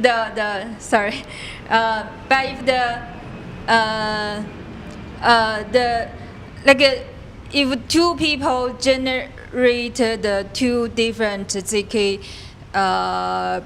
ZK proof, like how you distinguish, those two people? Like I don't know how to.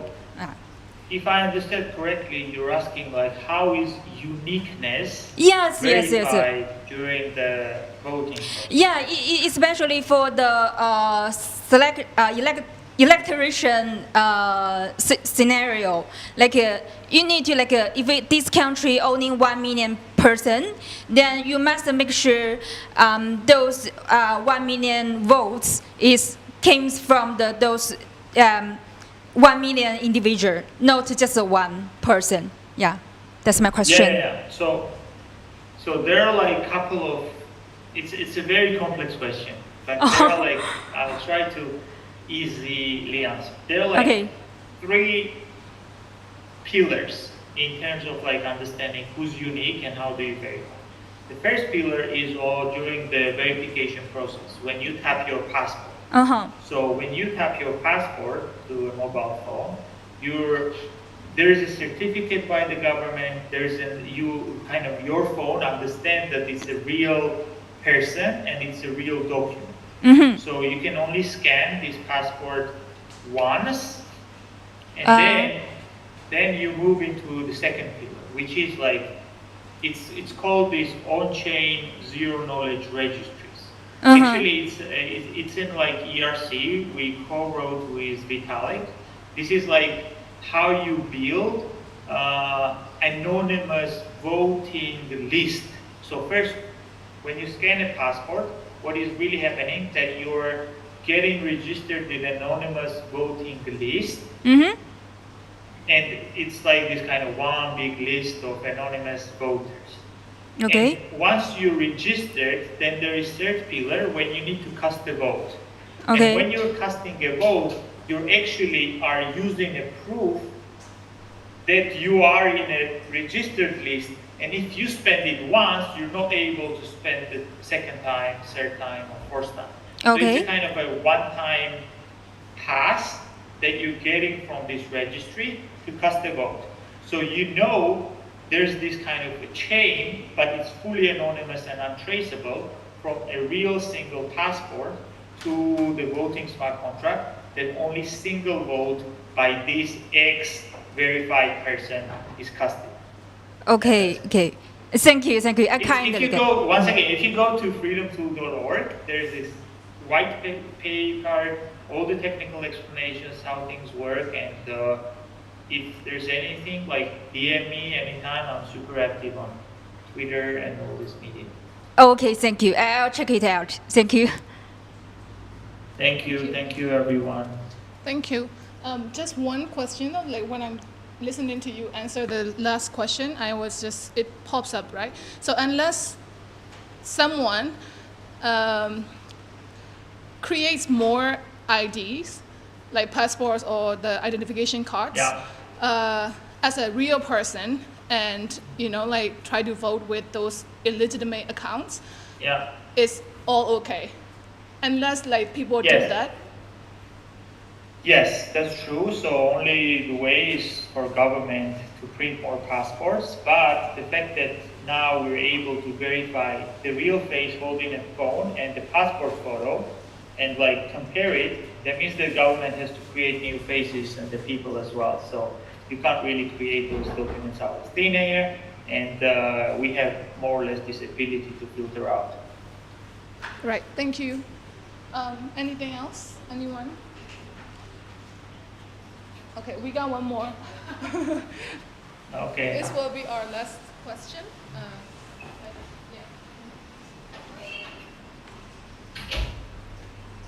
Hi, I'm wondering if you also provide the privacy for the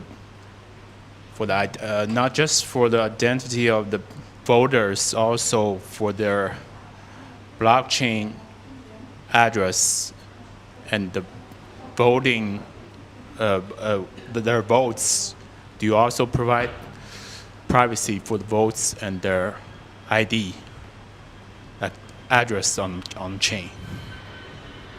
Yeah, so actually in voting, you're not using your address. So the proof is generated off chain on a mobile device, and then proof is directly submitted to a smart contract. So there is no transaction sending from a crypto address to a smart contract. So all the zero knowledge proof technologies are working like off-chain, where you submit the proof directly to a smart contract. So that's the architecture. If the yeah. There's no transaction to vote. No. It's a relayer. It's only the transmitter is the relayer. So you're submitting your proof, and the proof is submitted directly to the smart contract. So there is no address or the TX transaction during the voting. But who is the relayer? Relayer would know. It could be anyone. It could be anyone. So it could be anyone. How can you prevent relayers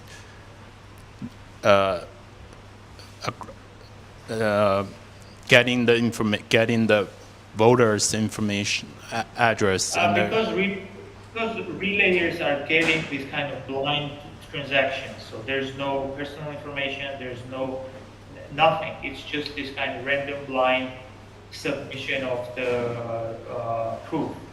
So it does not contain anything that you can reverse engineer or understand. Okay. And the vote is also encrypted? The vote? It's not encrypted. It's zero knowledge, which means that it does not contain the initial information at all. Okay, I see. Thank you. Thank you. Thanks, everyone. Thank you so much, Asha. Bye-bye. Okay. You can also contact Lasha on Twitter. And before we move on to our agendas, let's hear from you, Lara. Let's play the video first. Yeah, play the video first and then we.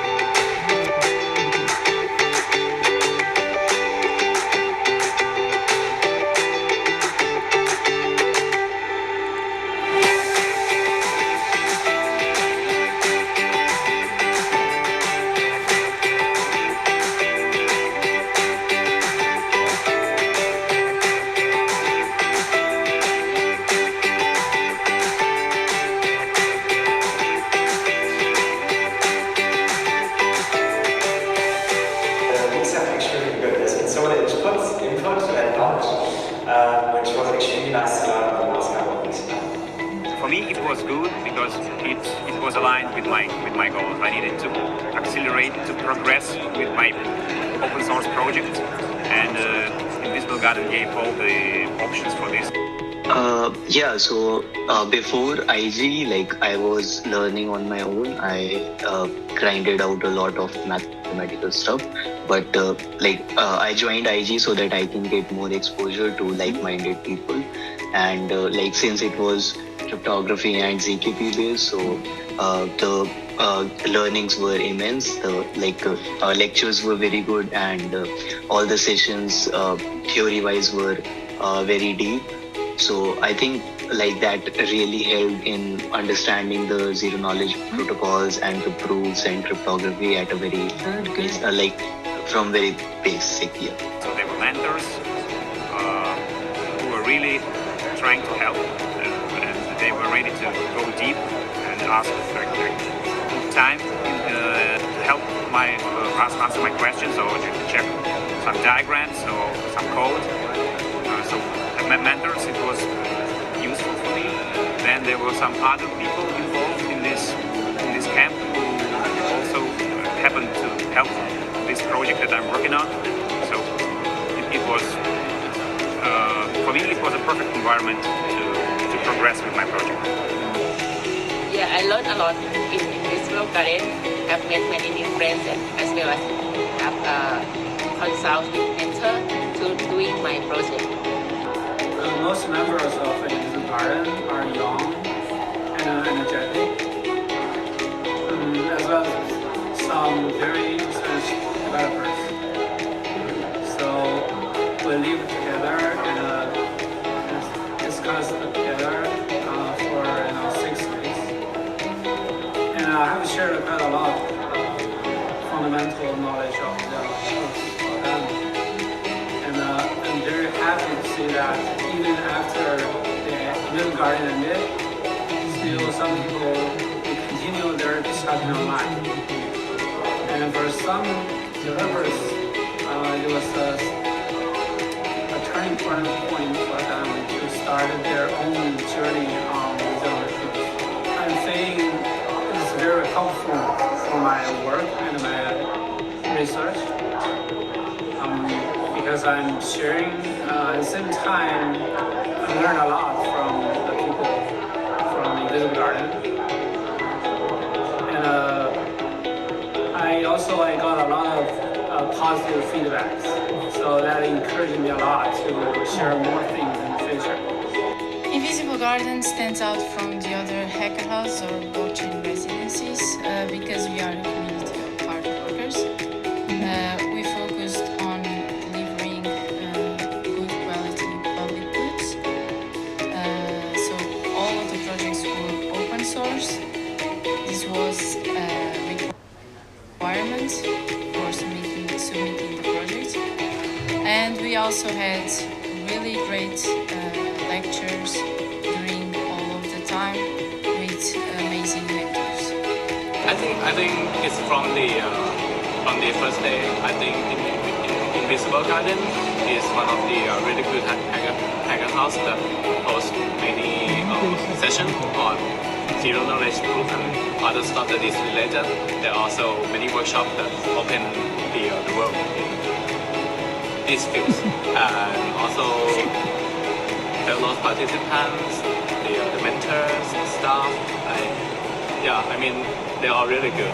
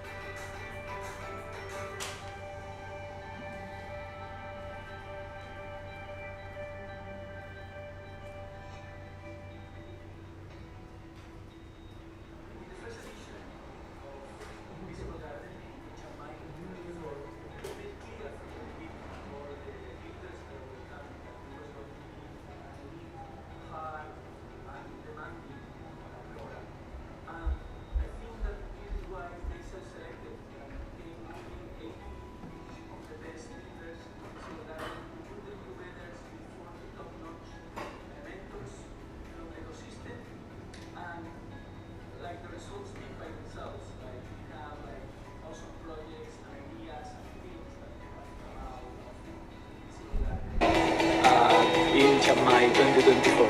So check it out and you will see. So if there will be another Invisible Garden next year or the year after, and the topic that's going to cover relevant, I feel I definitely want to join again, because I feel like the 6-week duration and the lecture plan is giving me a good opportunity to extend my current scope of knowledge. I think that's what it has done to me over the last 3 weeks already.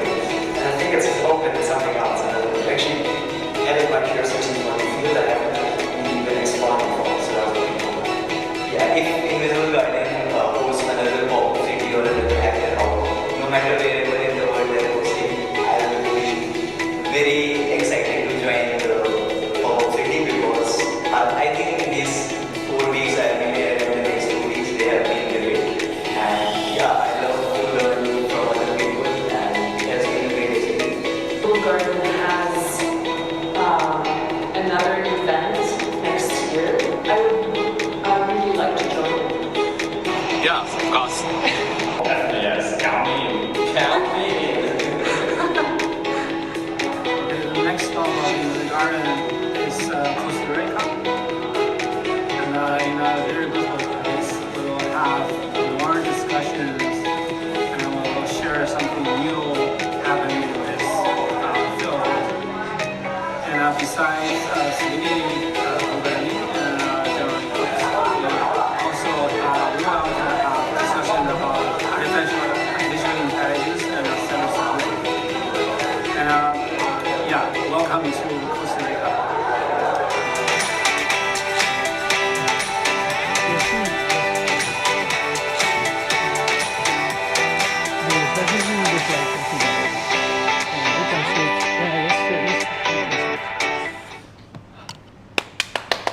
Welcome. Hey you, it's me again.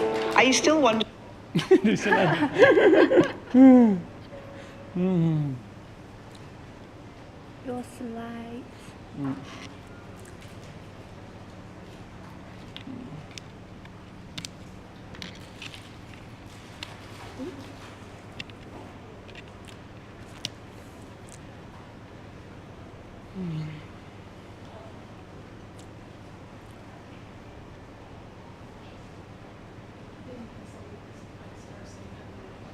Yes. Hello. My name is Leo Lara. I don't think I have to talk much because the video explained. I think it was better to show the video. I'm Leo Lara. I work at the Ethereum Foundation. Before in Zero Knowledge Proofs. Now in the protocol consensus protocol testing. And kind of as a hobby thing, I'm initiator of Invisible Garden. And yeah, that's where I come to talk to. Oh my God, this is in Chinese. How is like to play? Is this one? Oh, yeah, I can read Chinese. So yeah, so the yes.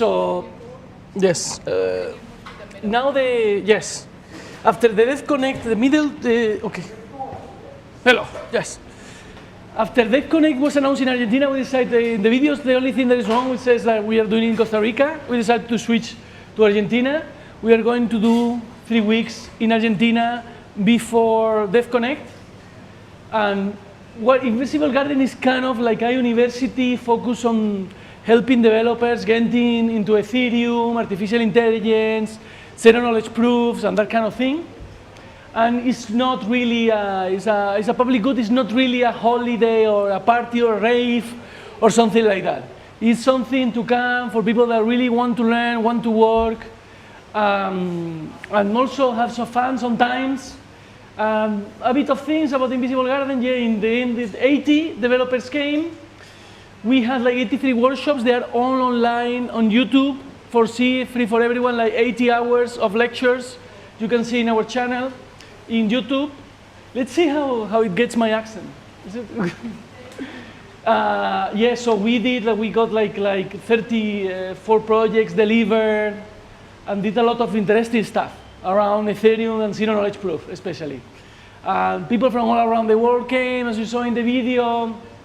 Then at the end, we chose kind of the, oh, this is a bit disarranged, I'm sorry. From the 80 developers that came in the end, from the more than 800 applications, we selected kind of the 10% that were the best. You can see some of them. And actually, and these are some of the projects. Actually, we have here today one of our Invisible Garden fellows, Shan. So I thought, do you want to talk a bit about your experience of Invisible Garden? Yeah, I think this is the good moment. Yeah. There is not much. Yeah. I will talk to Argentina after you, but just like talk about Invisible Garden in Chiang Mai. Yeah.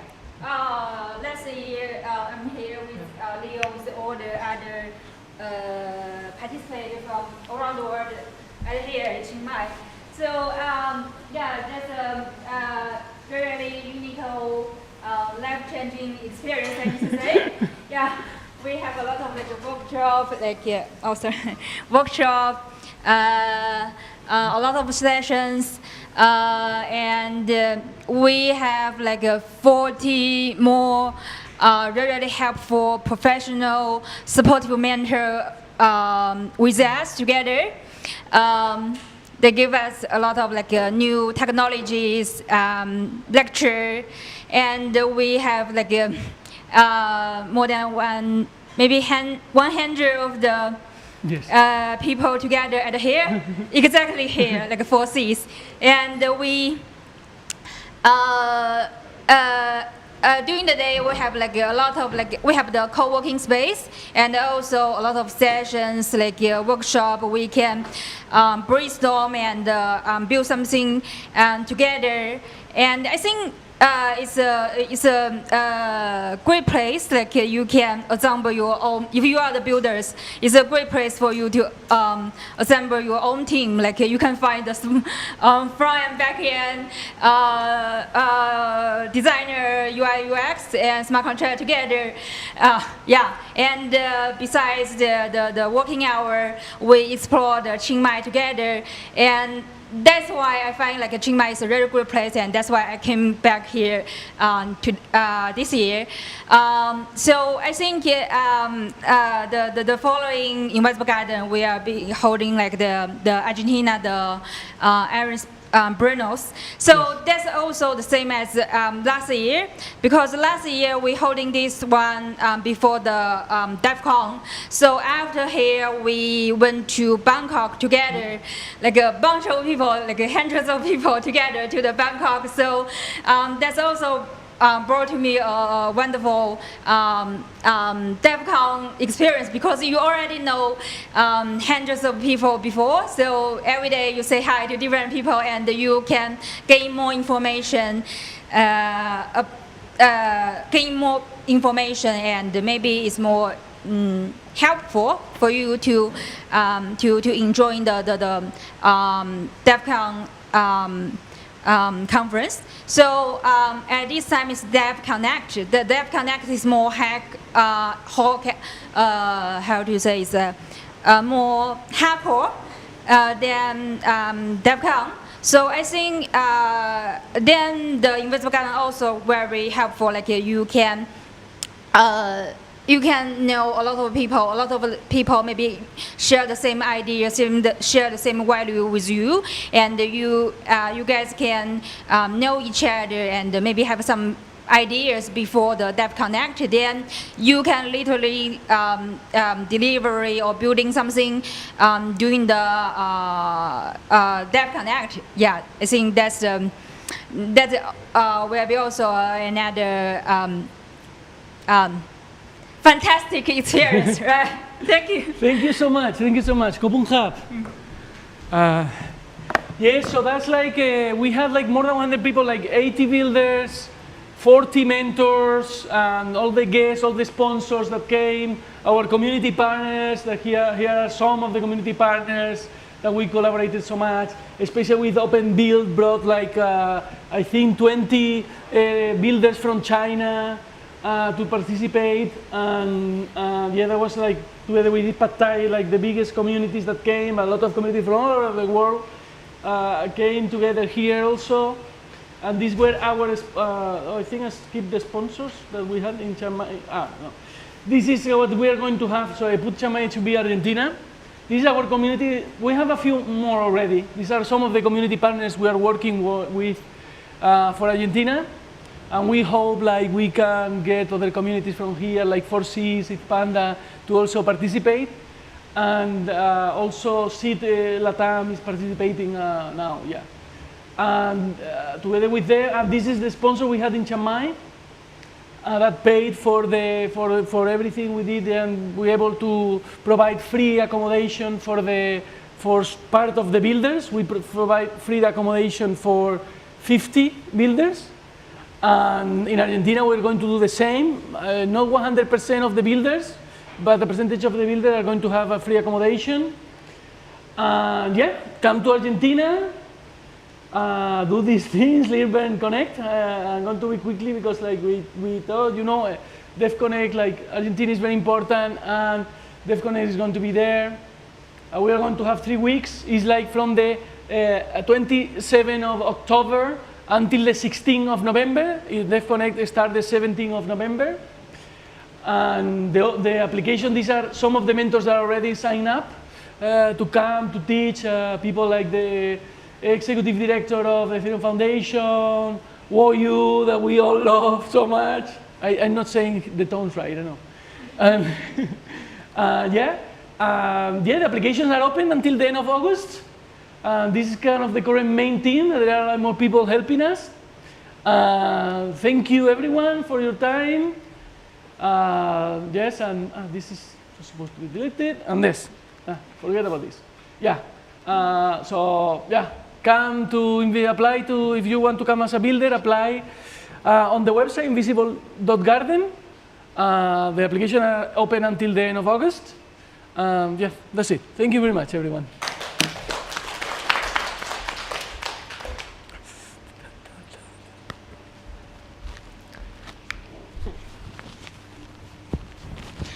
Well, this wraps up our keynote sessions, and I would like to thank all the speakers for your time and energy, and everyone here as well. Before we move on to the next sessions, however, it's time to check your quiz answers. Can we show the? Yeah. Yeah, if you haven't, well, if you're late or whatever, like if you haven't, here we have privacy IQ quiz. Depending on your score, you can pick up your stickers or masks as a gift.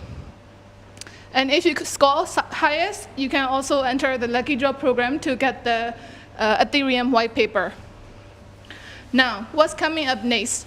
We're gonna have a quick group photo, and then in about 20 minutes, we'll start the screening for V for Vendetta, which is a perfect match for today's theme. And dinner will be ready around 6:30, so help yourself and feel free to hang out. The space is available for networking and conversation throughout the evening. And at 9:30, we'll be gathering here to watch the Ethereum Foundation's 10-year anniversary live stream together. All right, let's go. And let's go for the group photos if you're taking group photos. Can everyone sit here and we all have a group? Hi. Yeah. Can we move forward?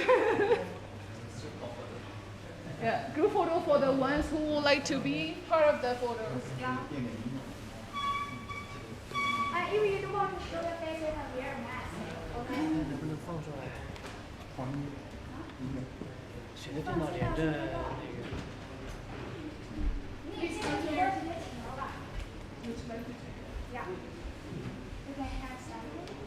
过来吧。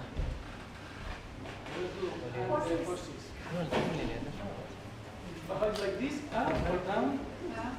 Can everyone sit here and we all have a group photo? Yeah. Maybe you can sit here. Is this everyone? We have more people joining for the group photo. Come on.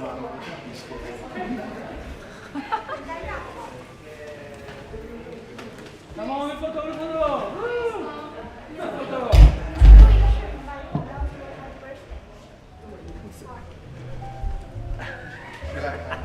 You can be in the photo and just put it Yes. Can we have more people here? It's not looking very good. So let's rearrange into a real group photo. I'm so sorry.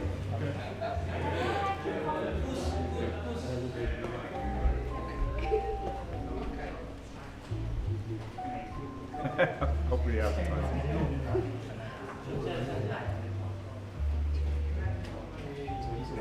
Can we take a video first? Video.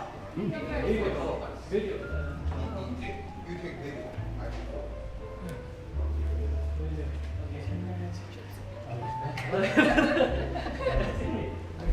So I say 1, 2, 3, we say happy birthday here, okay? 1, 2, 3, happy birthday! 1, 2, 3, Happy birthday! Okay. Good job, everyone. Thank you. Next time,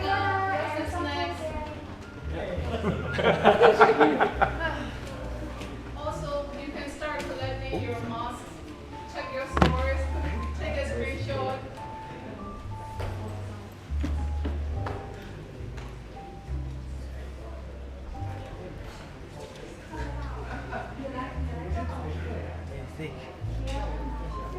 I bring link, right? Yeah. So I take my student too, and also another lecturer. Great. And that student that they will Come tomorrow? go 3 people. This event, so after this one, what we do